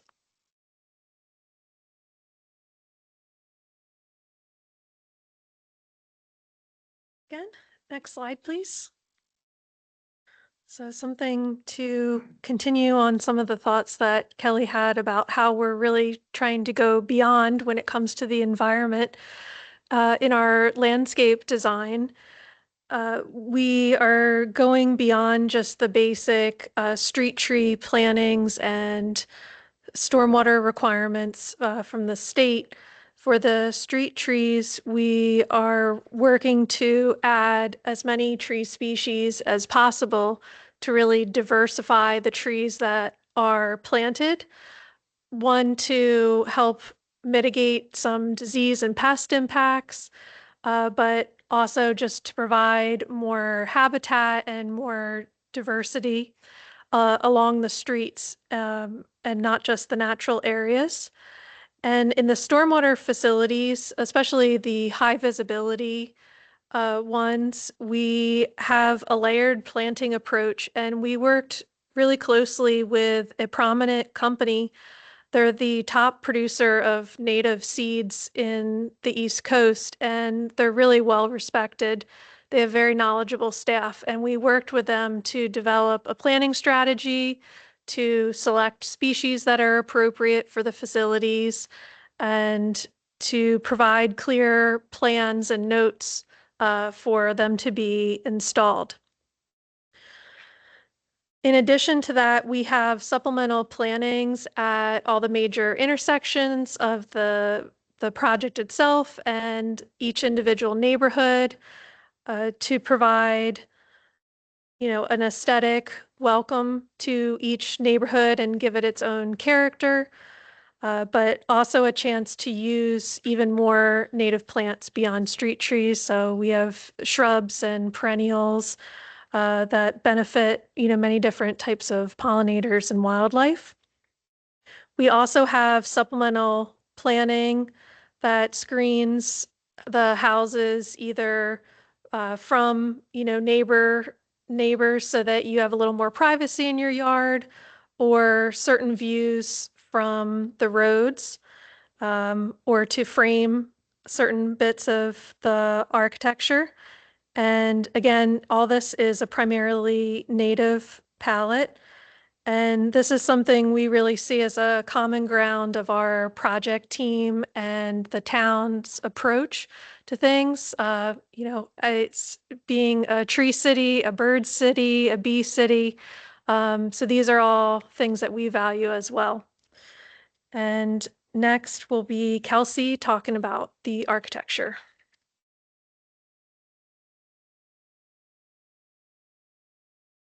All right, hello again, Kelsey Stewart with D.R. Horton. I'm just going to touch on architecture in each of the pods, which Brian actually touched on earlier, but I just wanted to reiterate within Pine Grove that we really wanted to address a gap in the housing availability and affordability all throughout the state. I think that we've offered different products within Pine Grove to achieve those goals. Per the TDX code section 191-33A1D, we are to provide a mix of housing styles, types, and sizes to accommodate households of all ages, sizes, and incomes. Within Canopy Ridge, we offered single families on basements, which is neighborhood O, and Whispering Oaks, which is section K, we offered single families on slabs. Sagehurst, which is actively being constructed right now, we are offering single families on basements and slabs. So we wanted to accommodate the homeowners who actually enjoy living on a slab, and then homeowners who enjoy or want a basement. So we accommodated both those options in our neighborhood I, Sagehurst community, which is being constructed right now.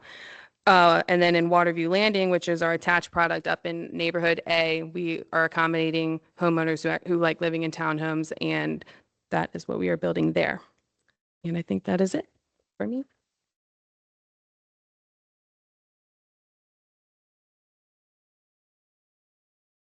Right. So we talked about a lot here, from the background to what we have going on now. And to sum it up, I'd like to just talk a moment about the future of Pine Grove. So I think I touched on a lot of things earlier about where we want to be. We want to have the parkway connected by the end of 2026, and we want to continue. Our approach will continue to be from building both from the south to the north and north to south. We want to build into the community and finish it out in the center there, likely on those communities on the periphery on the west side, get the major communities in there. The timing for development is a bit difficult at this moment in time for reasons that I think that we're all aware of. So to speak to the timing is very difficult. We've had a lot of questions about it, both from the market as well as from others around town. So to speak on that and to make any commitments on when certain neighborhoods are supposed to be, then of course that will come at a later date once we get everything resolved on that front. So I think we went through a lot. One of the last things I wanted to leave, I kind of go to the end here, but I'd like to take it back to D.R. Horton's beginning on this project. When D.R. Horton got involved with this project, it was not like any other project that we've encountered in the past, and probably not like one that any other division within D.R. Horton had done. We came across this project, and it just so happened that our then CEO was in town back in 2020. He was touring our division and some of the projects we had, and we said, "Hey, sir, we're looking at this project. Let's go down there and see what you think about it." So he drove down here with us, and he spent time driving through La Plata. He spent time walking around La Plata, particularly around here where the storefronts are. And he loved it. And he loved it so much that he allowed our company to purchase it without our standard, very long due diligence process to go through and have all of our engineering done. Typically on a project of this scale, you could be in an NOS period for many years until you get everything engineered. We saw what was here.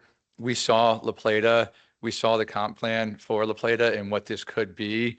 And the top levels of the nation's largest builder, the CEO at that point in time wanted to jump right on it because he believed in it. He believed in this area, the market, the town, and what he felt, what he saw was real.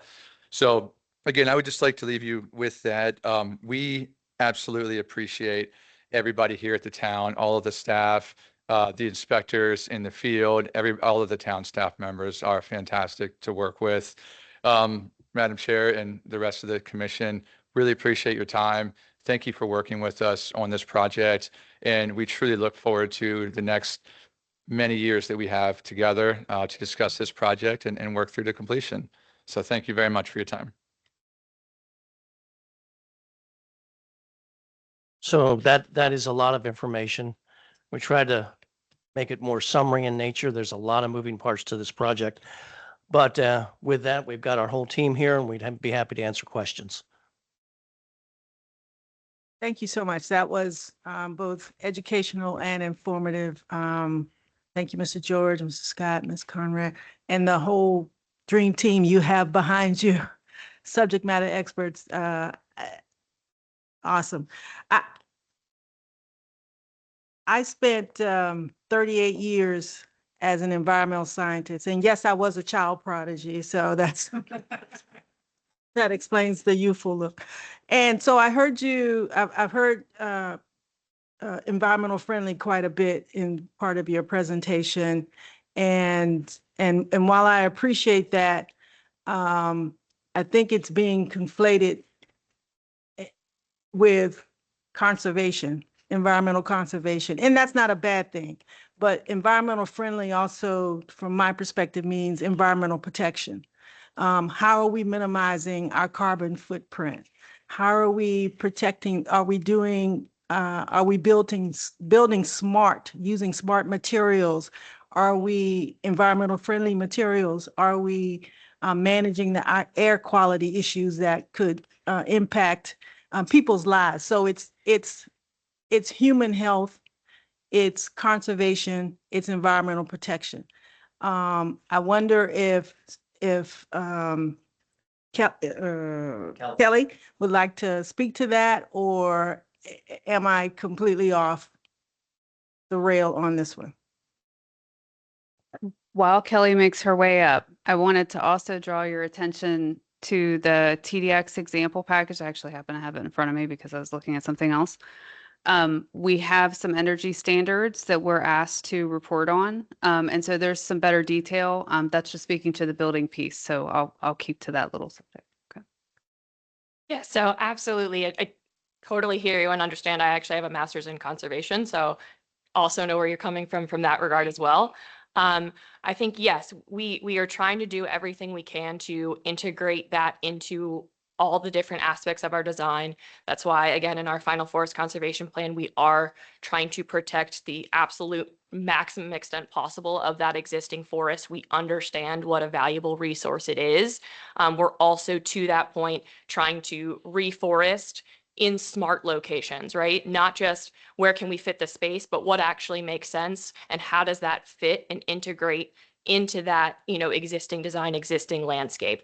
And then two, what can we do with our landscape plan? As Lori Beth mentioned, like utilizing all of that native seed stock, utilizing just again, smart things and ecological benefits in all the different aspects of the project. So absolutely. And two, that's also why it's a really cool opportunity and one of probably the last opportunities to be able to have all of our wetland and stream mitigation on site, because actually MD and Army Corps are kind of shying away from doing that. They would prefer you purchasing credits in banks that they're establishing. So this is actually going to be one of one of the biggest and one of the last opportunities that's going to happen. And what's really cool, as I noted about that, is it allows you to actually impact and uplift the area that you are working with and you are building for the community you're building for. So absolutely, we hear you. And as we go through all of our different design elements, we'll continue to think about those aspects and integrate them into our design. Thank you so much. Let me turn to, if everybody's still awake? Okay. Oh, yes, very much so. It was riveting. Yes. So let me turn to my fellow commissioners to see if there are any comments, any questions, and I'm going to start from this side. Commissioner Jenkins, anything you want to add? Yes, please, if I might. First of all, this is a comment and an observation. I really appreciate this presentation, not only from a personal view, because I've lived here for 40 years, but and also as a retired planner, this presentation is not only beneficial for the members of the commission, but the public. I mean, this provides, from my view, full transparency, factual information, and I'm sure Mr. Scott can attest to this. And unfortunately, because in previous years, when you first got cranked up on this project, there was a lot of negativity, to be very frank about it, because I have friends who live in Hickory Ridge and Agricopia. And when I was on the council, they would call me up and bend my ear, and that's okay. So the fact that you have done this, in my view, is transparent and factual, so the community knows, because they can also watch this live and they can watch it on YouTube. So I really appreciate your effort to do this. And I hope you come back periodically, not only to this board, but also the town council, because obviously, and you know this has a huge impact today and tomorrow and years out on the town of La Plata and this community, not only physically, but economically and infrastructure wise. So I'm hoping you can come back and do this again. Not just think about that. And then you're very curious, what is the status of the railroad crossing over to Washington Street, the CSX crossing? So If you recall, Commissioner Jenkins, you may recall this. I sure do. CSX had approved that Right. at-grade crossing back in, I believe it was 2007-ish, somewhere around that area. Mhm. And the design was, I believe, to my knowledge, was completed and there were construction plans. But the town council at the time, with the project not being active, didn't want to build a railroad crossing to nowhere. So it was held in abeyance. And then, as I understand it, CSX in 2017, about 10 years later, really without any notice, again, to my knowledge, to the town of La Plata, pulled their approval of the at-grade crossing. We've had a number of discussions with them. We've enlisted politicians at the state and federal level. They're going to be very difficult, CSX. And I can say that on the record because I've been through some of these phone calls and Teams calls with them. So have I. And you have as well. But I believe that, and we were just talking about this earlier today too, in terms of our priorities. It's probably time to get back to that as a full court press. I know that the town of La Plata, now with a planning director and a town manager, is in a position now to help us with the lobbying efforts and the begging and pleading that we need to do to CSX. And I believe we can get that done. Thank you. Could there be any consideration of Van stops within the community, the Charles County Van system? Or is that something to think I about? don't know the answer to that. Do you? Charles County has a Van system and you know it. Mr. Yeah, Scott, I'm and- familiar. I'm sorry. I was thinking that would that look like bus stops? What would Yeah. that look like? Well, 'Cause we're certainly open They have to little it. signs and they have stop. I'm sure you would have to coordinate it with the county's Van system, but in terms of looking at alternatives to cars and, you know, other forms of transportation, I mean, that's in the, I think So, it's a very supports- good point. We'll make a note of that Okay. and reach out to them. Follow up. And then I know you mentioned, and I didn't know this, that the commercial industrial area wouldn't necessarily be developed. Sometimes 75% of the residential. I would just ask for consideration that that could have a very critical impact on the town's economic development effort. So that would be great to understand what potential uses, knowing that somewhat out, but that's part of the town's, I would think, economic development process. And to get back to my pet peeve again, will there be any additional pedestrian type facilities at the intersection of Rosewick, La Plata Parkway, and Charles Street? I knowing that Charles Street is a state highway and Rosewick's a county road, but you have development across the street from Rosewick and I'm not sure, other than this, a normal pedestrian striping crossing, are there any other considerations for pedestrian safety on those roads? I got it. It's green. I can speak more easily to the Willow Road intersection. Yeah, okay. Oh, never mind. No, you take it because I'm so used to kind of. Well, I appreciate it. Robert Angel with Lenhart Traffic Consulting again. You're talking about Maryland 6 at Willow, La Yep. Plata. So that design has obviously been well worked out and implemented. Anything new, I think, would have to get restudied, which is something we can do. But at the moment, there's nothing in the works as far as I'm aware, unless I do have one thing in mind that I'm not sure if Robert would be aware of because it wasn't something directly related to the traffic study. It was just something that the town asked us to help coordinate with. We have on and off over the last year or two, we have coordinated with was Saber, Mead Hunt, Jamie Kendrick. I worked with Jamie a long time ago. Mhm. We've worked with him for the town's project, Right. establishing the trail system that goes along Route 6 and then ultimately up Radio Station Road. Mhm. And so we've made sure with Lenhart, with their help, that is integrated in our intersection design. We revised our stormwater design at the intersection of Willow and La Plata Parkway and Route 6. We revised it to make sure that we kind of had some, so we've been working with them to make sure that everything is well coordinated. And then the other end, and again, Rosewick's a county road, but you have development across the street, and I would just ask for maybe consideration to look at that. Sure. And then I guess at some point we will know that either the commission or the Parks and Recreation Commission will know what recreational facilities, what'll be maintained by the homeowners versus what will be maintained by the town? I mean, that's in the future. I guess you have to figure that out. Yeah, absolutely. If you refer to the amenities plan, and we can do it Mhm. by slide, or you can pull it out. It's, the central park that you see. I actually had some notes showing we provided some concepts, 3 different concepts to the town, I don't know, a year or 2 ago, maybe. Excuse me while I look. I want to tell you, and we had things in there like athletic fields.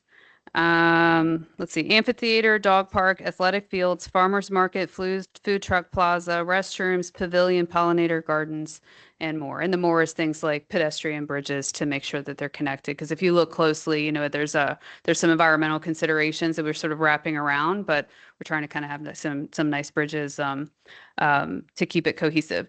So yeah, it's there eventually. There you go. That works. Yeah. Not great on the screen though. But everything that I just listed, everything I just spoke to was the last accepted concept that we presented to the town where we kind of last left it. And everything that I listed goes into the central park, which is meant for the town residents. So we're required by the annexation agreement, I believe it is and I think it's listed in the comprehensive plan to provide a 20 to 25 acre community park that is meant to serve the town residents. So the reason that we provided these concepts and worked with the town is because ultimately they'll be the town's responsibility. Okay. And they wanted to talk with us about making sure that we were going to be building things that were maintainable by the town. Outside of that, some of the soft surface trails and the trails that are within the county rights of way and the bike paths and all that, obviously all of that is publicly available as well. But as Lori Beth mentioned before, and Kelsey spoke to a little bit, neighborhoods also have their own tot lots, benches, open space, amenities, things like that, just like any other neighborhood would that are meant to be taken care of by the HOA. Does that answer your question? Yes, it does. Okay. And then 2 final questions, if you bear with me. Yes. So in the forestation areas, will there be reforestation adjacent? I asked the question because there were a lot of folks in Hickory Ridge and Agricopa who really were upset by a bunch of trees that were removed.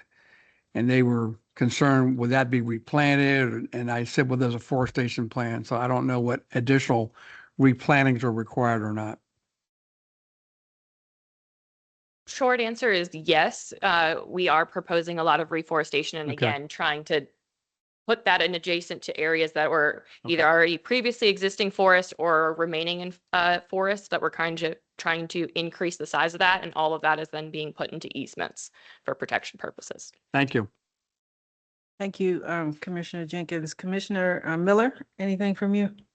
I think just a quick note, it may or may not be directly in our scope as commissioners, but the HOA transition when it goes to the residents, I've heard of and seen examples in the past where the developer might, in order to make the sale, keep the fees relatively low, and then after turnover to the residents, they're not in a good financial position, and then we have vacancies. You have 60 or 70% that are now turned into rentals, and they're the units can't sell, and they're just not set up for success, and the neighborhoods will quickly degrade over time. So if you have a response, but just a general note. Yes, Commissioner Miller, we've actually seen that as well. I've seen that in my travels with different developers. I think the best answer to that is the state law has sort of taken care of that. There were amendments to the Maryland Homeowners Association Act last year or the year before that really tightened up the budget requirements and the need to conduct, for example, reserve studies. And from those reserve studies to establish actual reserves to be integrated into the budgets to be collected and held by the homeowners associations. So 2 things. We've got a very thoughtful developer, but we also have that framework provided by the Maryland Homeowners Association Act. Thank you. Thank you. Thank you, Commissioner Miller. Commissioner Will? I do not have any questions, but I do want to thank you guys for your time and the presentation. Really kind of helped pull it all together. And like Commissioner Jenkins said, not just for us, but also the community. Thank you. Vice Chair Hudnall, anything? I'm just appreciative of your presentation today because over, I guess, the year that I've been here on this commission, the chairwoman and I are the last two from the previous one. I've heard so much about Pine Grove, and it is a large community, and I'm appreciative of this presentation because it really puts everything into perspective for me. From everything that I've seen from plats, it really puts it all together. So I'm appreciative, and I thank you all, your whole team, for coming tonight.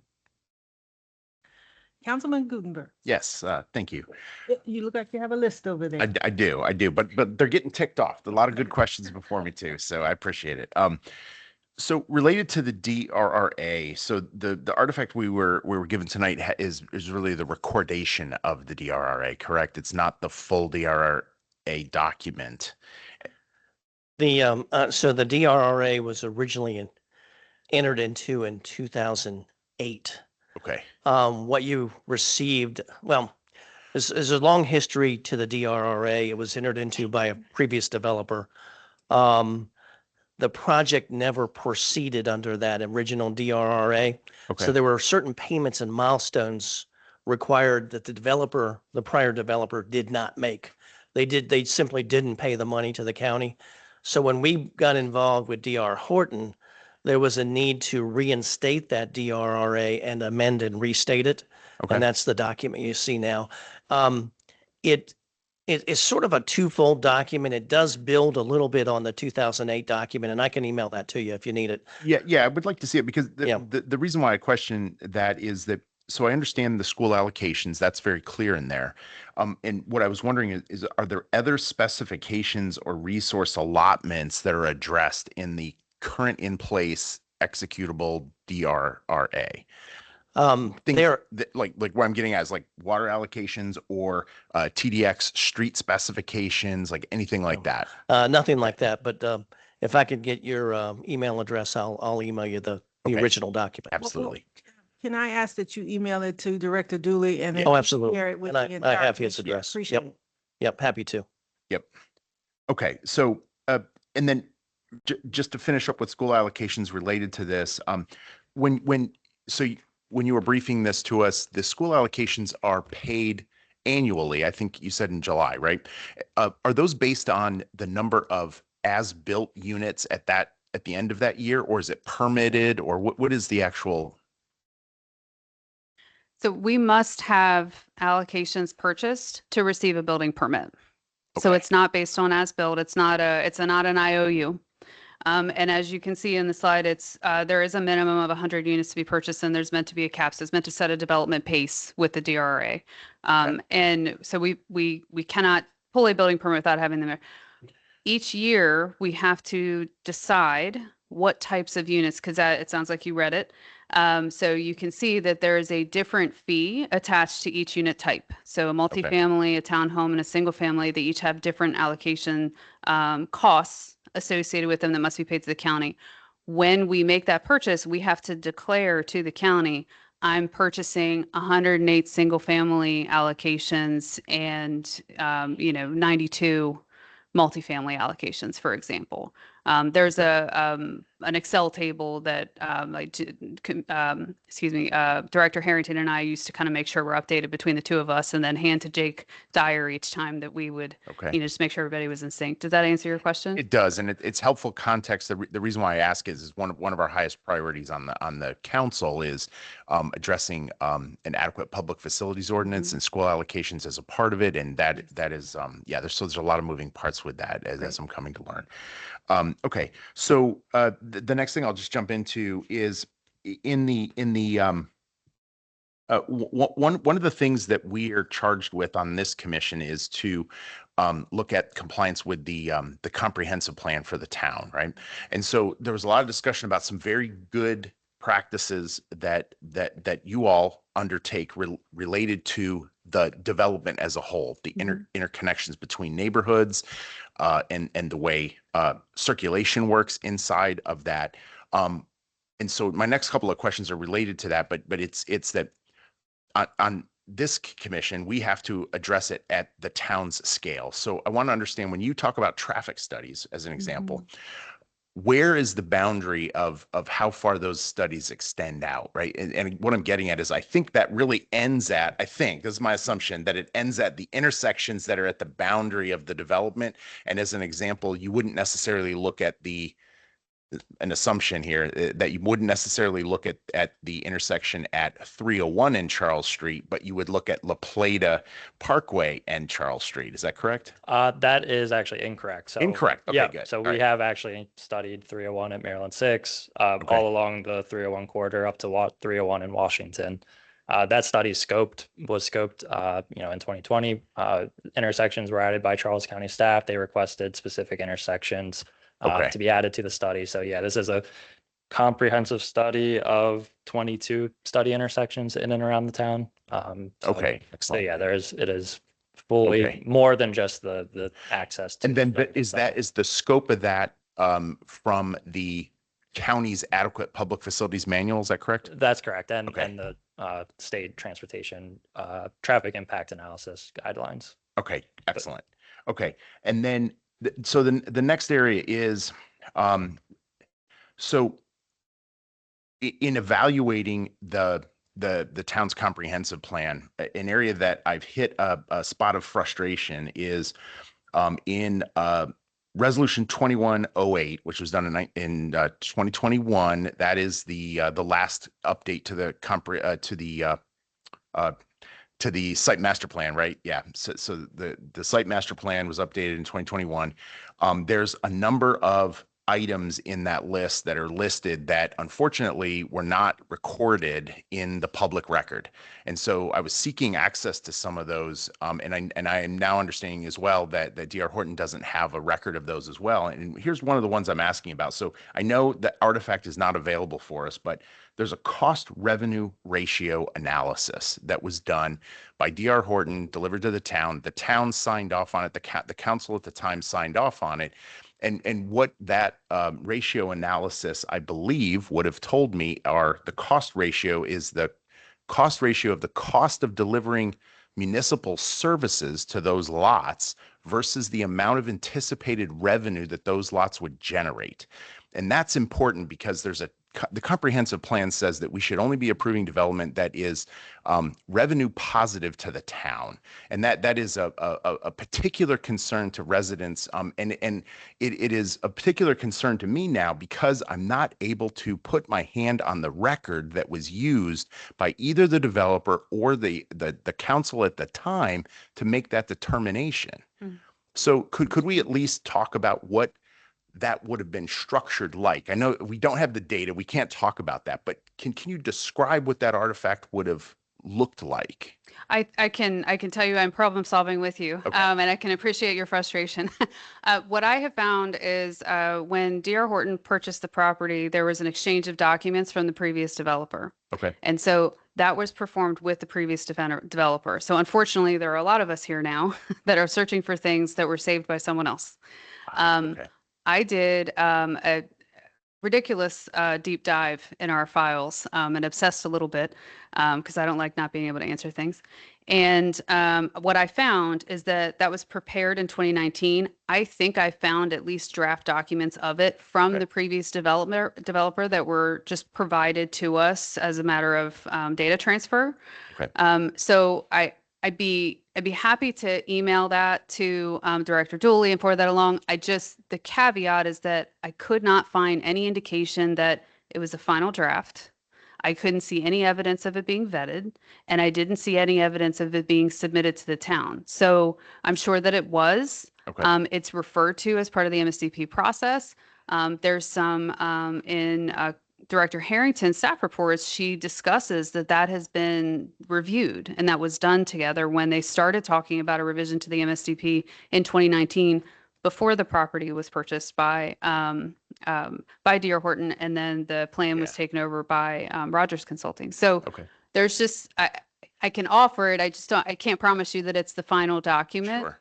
That context is helpful. So if I'm understanding correctly, then that that artifact was developed by the previous developer. That's right. And would have been, okay. Yes. I understand how that could get. GP Homes, I yeah. think, was the subfolder that Okay. I dug it up in. Does that sound, there you go. Thank you. Okay. All right, that makes sense. Related to that, another item that was there that I was looking for, but we've sort of touched on it with some of the previous questions. So public-private mix for resource or for infrastructure improvements. So we talked about the Heritage Green Crossing. In that, the part we talked about was the navigation of the regulations and the interfaces between CSX, the town, the county, the state, in order to get across that crossing is complex. It, like some of the other intersections we've talked about in previous meetings, is D.R. Horton paying for the actual, once it is approved, would they be paying for the actual infrastructure to go across the tracks? Yes. Is that a level crossing? Is that a viaduct? What is It's the? an at-grade crossing. So Okay. yes, it is level. It's an at-grade crossing. All costs are to be borne by the developer. The only, and I was flipping because I wanted to tell you whether it was in the DRA or the annexation. I think it's in the annexation agreement. Okay. That all of those costs for the design, permitting, and construction are to be borne by the developer. The only reference we're making and discussing with the town is to help explain why there is some help from the town lobbying, because, you know, it's helpful Yeah. for an outside agency to know that the jurisdiction is in favor of what the developer is asking for. Okay. That's all. So you, in almost every case I can think of to date that where we've discussed infrastructure that is being turned over to the town, the developer is paying for that infrastructure. Are there any pieces of infrastructure that you're aware of that would have been in this item number 8 and 9 in the resolution that talk about anticipated public sector funding and or the schedule for those things? Like, are there expectations that the town, the county, or the state would be delivering infrastructure connections or any other just infrastructure element that there would be a public funding element for as part of the plan? No, the only expectation is to be able to provide the resources for the town to continue to be developed. And that's not inked anywhere, but all of the construction, all of the permitting, you know, there's years of agreements in place to make sure that this development is supporting itself. And I'm not aware, I'm looking around, I don't even recall ever saying when the town builds X, we can do Y. Because the developer is bearing all of those. Okay. And then maybe just one last question, I think, is related to public amenities. Yeah, I'll just let them finish. Sorry. So Brian probably should explain that. He said, what about the water line connection though? So at one point, there was in your capital budget, yours being Town of La Plata, there was an item in your capital budget, I can't promise you how many years ago, where Mr. Stahl had a CIP to construct the water line from our frontage at Neighborhood Q on Rosebrook Road over to connect to the St. Charles extension that was built. There's a 16-inch water line that's built. That was, it's our understanding, that was in the county CIP for some time and meant to connect the county. The connection from the town to the county in terms of water was going to be going from our property over to the east. You heard us say earlier that we actually pulled it from Washington Avenue over. And the reason for that is because there wasn't an agreement in place several years ago. There was supposed to be one in place already. It was whatever year it was that we started doing the development plans for Neighborhood Q, maybe 2022. You know, Mr. Stahl was fairly clear that he didn't see an agreement kind of on the horizon. And so we proposed to take the water from the town supply over Washington Avenue because that connection was not ready to be physically made yet to the county's water supply system. So we did that construction because that is our infrastructure connection to make, and we needed it on our timing. So we took that under our end. There also is, for the town's benefit, there is a water line connection that I know is mentioned here and there through Tillman Lake that benefits the connection as a whole from La Plata to Charles County. One could probably argue that the construction of that connection will help facilitate additional water allocations, perhaps. Yeah. But there's no direct infrastructure that is being, a lot of times in a development, especially one of the size where, the jurisdiction is sort of trying to invite, as a matter of their comprehensive plan or whatever, They're trying to invite economic development, and they sometimes have cost sharing arrangements. These are all borne by the developer. So, yeah, and so that's why I was asking about that item 9 from the resolution, right? So that's the anticipated or requested public sector funding. And so that's what I was expecting, is that maybe here that the the connection itself, right? Because it is linked, and when you all were briefing, I understand you were careful about the language about following development, right? And so the way I interpret what you were telling us, right, like La Plata Parkway is a good example. La Plata Parkway, the goal is to have that done by the end of 2026, Yes. assuming following development builds out to necessitate that road. If a water agreement is not in place and the neighborhoods don't reach final plat that follow that route through there, La Plata Parkway will remain unbuilt, right? Am I understanding that correct? I'd feel a lot. Okay, thank you, Brian. Yeah. Nodding. Yeah, and I think the short answer is very simple. DR Horton is very anxious to get the parkway connected. We, Director Dooley can tell you, we've submitted plans. We submitted them back in April for the last mile of road.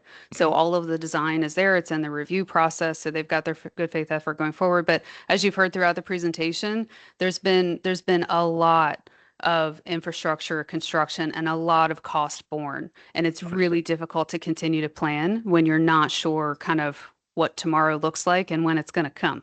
Right. Yeah. And not for an answer tonight, but what I would ask is that when you meet with Director Dooley in your monthly meetings, if you could make him aware of where what neighborhood or section it is that if it slips past date X, that's what starts to push that with it, right? That would be good for us to know, because it shapes, we have, ongoing negotiations, and it can help us understand and the county understand when we're having discussions what the impact to the ongoing work out at Pine Grove would be, and the impact to infrastructure that benefits more than just that interconnection. That parkway benefits more than just the interconnection between neighborhoods. You want? Yeah.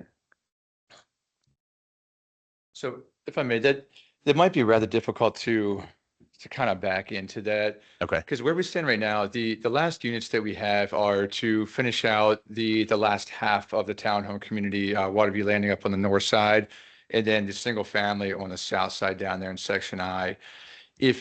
If we don't see progress to where we can keep building, and then which we have to shut the entire machine down after those lots are constructed, then that parkway won't go in. It won't be a matter of what community. It'll be, if we don't see that we're getting progress on anything, because we still have to get through final approvals for section B, we've got to get it for section G and section C, and so on and so forth. So we are very, very dedicated to building that parkway. But I think that the sentiment largely, and you're asking about the public improvements, whatnot, and we have put over, so for public improvements, it's been over $20 million in the ground.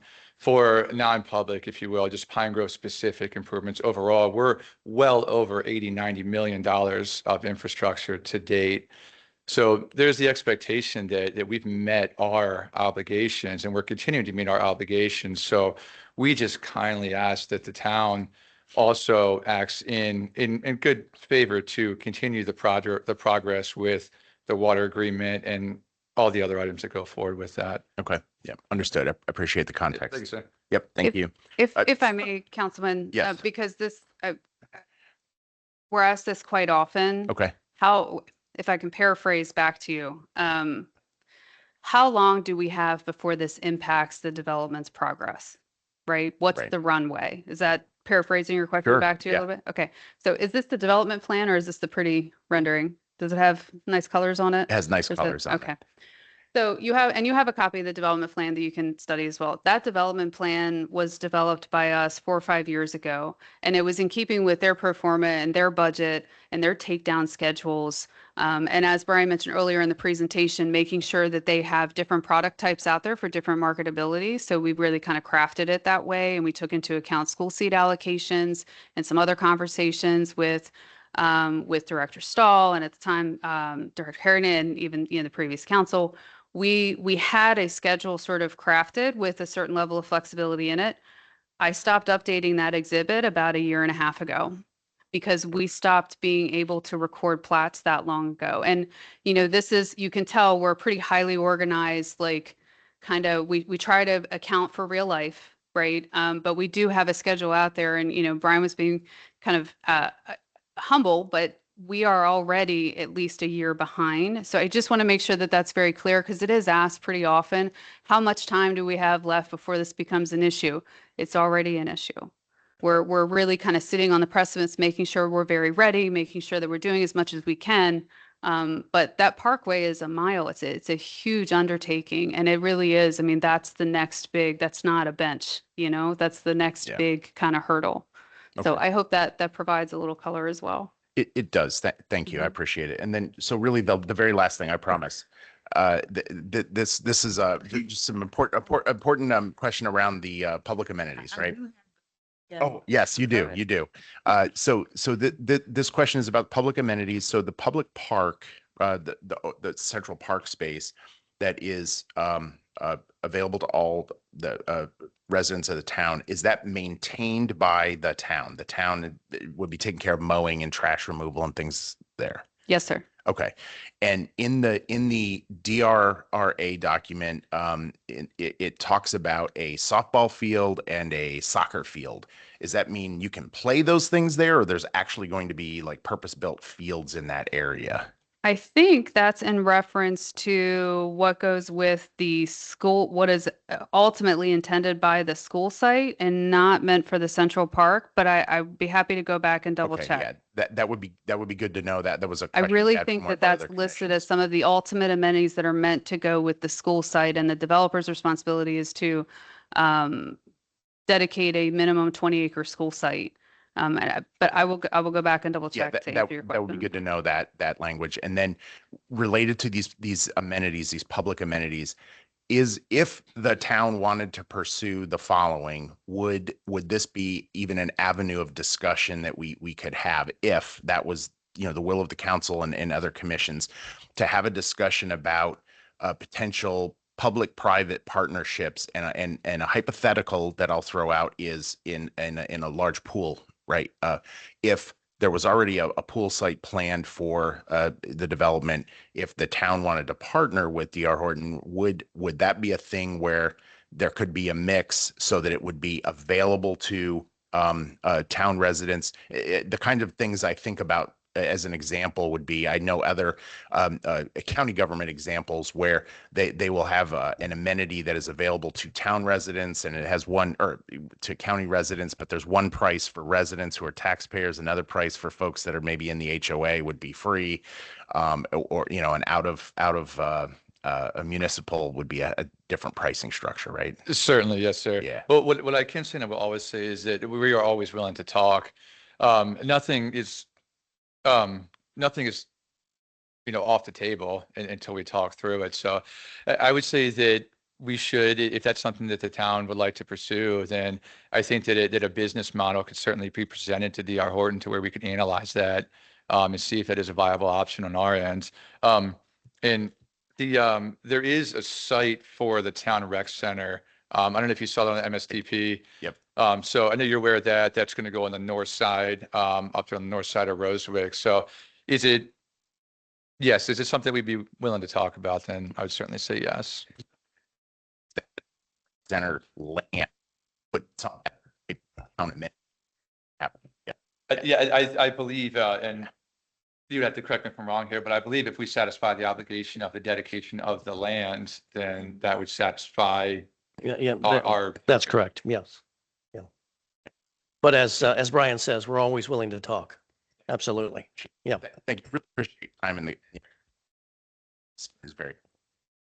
Thank you. I just want to thank the Planning Commission for this. This is very helpful for us as well. And we know we got way down into the weeds and gave you a lot of information, but we very much appreciate the time.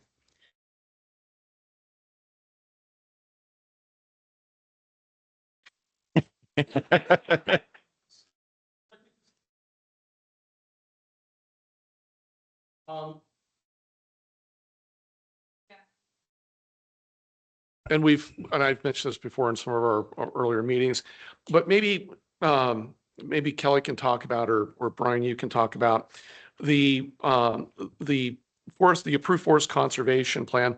Can you talk a little bit about how that plan is actually implemented through the various neighborhoods and the timing of how that's coordinated with the neighborhoods? You don't have to provide a long answer, just informational.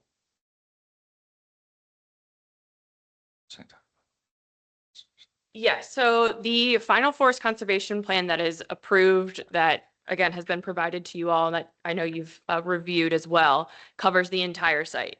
And that matches what the preliminary forest conservation plan presented. And the reason we did that, even though we don't have exactly what the final engineering is going to be for some of these later neighborhoods, is because it allows us as our team, as well as you all, to track where we're at with our forest conservation obligations, but how much are we retaining, how much are we removing, and how much are we proposing for reforestation. And it also allows for you all to give us feedback through that process so that we can implement it in real time rather than either after the fact. Because if we presented it piecemeal to you, it gets very, very difficult and very messy to be able to actually track the big picture. And we have to track that big picture because of how it was set up with the preliminary forest conservation plan. Does that satisfy? Okay. And I know we spoke about it before, but the actual implementation of it, once we had that final forest conservation plan, then the field team does go out there and plant all of that reforestation area. So we typically do that. For the guiding documents from the state are within a year or two planting seasons after the completion of that development project. So if you look at just for example, Section K, I believe the last home was sold, it was completed in February 24, we planted in February 24. The last home was completed in July 2024. So we were able to get that in early. And the same thing for Section O. We planted that in February, completed it, and we're invoiced out on it. So the planting season, I think, ran from, I think it's November timeframe. So we planted it in November. By the time we get everything, got our first inspections and all that to confirm that the total amount of plantings were complete, then we were done prior to completion of the last house. So we typically, to answer your question from a field, Director Dooley, we typically try to get it when that area of homes are complete, that kind of abut that reforestation area. That's the goal. So thank you. So let me once again say thank you. Again, very educational, very informative. And let me apologize if I appear to be rushing. It is out of respect for your time that I wanted to move this along. So I appreciate all of you being here. I'm sure we'll see you again. This project is a huge project. It has a huge impact, both positive and perhaps some would argue not so positive in the town of La Plata, but we look forward to hearing from you again. So thank you so much for the presentation. Thank you, everybody. You're welcome. Director Dooley, there are matters of information. Is there a staff report that you would like to share with us? Not a formal staff report, but I'll just to keep the commission informed about what to anticipate in the future. I'm anticipating that the county library project will probably come to the commission as a major site plan, probably around January, give or take. Right now, they're in the process. The county's in the process of putting together their traffic study for the library that the town had developed a scope of work, and they're in the process of hiring a traffic consultant to prepare that study. So once when that's completed, I think we'll be ready to bring that before the commission. We also have, as you've heard, neighborhoods G and J for Pine Grove will be coming forward in the near term. We also have recently submitted a couple months ago Rosewick Apartments Phase 2. That's also going to be coming before the commission in the near future. So we hadn't, and those are just touching on some of the larger projects. My department has plenty of them, and we'll be bringing many of them to you as time goes on. But those are some of the ones that I'm immediately focusing on. Phase 3 of the Lopeta Parkway that our friends from DR Horton and Rogers Consulting, that is our priority right now to get that remaining phase of the parkway plan checked and reviewed, and we're very close to implementing an approval for that. So I just wanted to share that with the commission and wish you all a good night. Thank you. Thank you so much. Let me turn to you, Councilman Gutenberg. Any town council report? Yeah, so just to make the commission aware, since we last met, the town council had its priorities retreat on September 11th. And it pleases me to be able to tell you all that our top priority in that retreat ended up being the adequate public facilities ordinance. So we have already done some work here on this commission with that. I spoke with Director Dooley a little bit tonight about that. I'll speak with the town manager on it as well to start to understand, since town staff was already working on this. Now it's been, we have a consensus that is the will of the council as well, for that to be worked as the highest priority. So I'm looking forward to hearing from town staff, where we are with that. I know we have to do some things, APFO, as we all know, super big in concept, right? Like how much can be built into it. We're likely going to have to prioritize and do this in layers.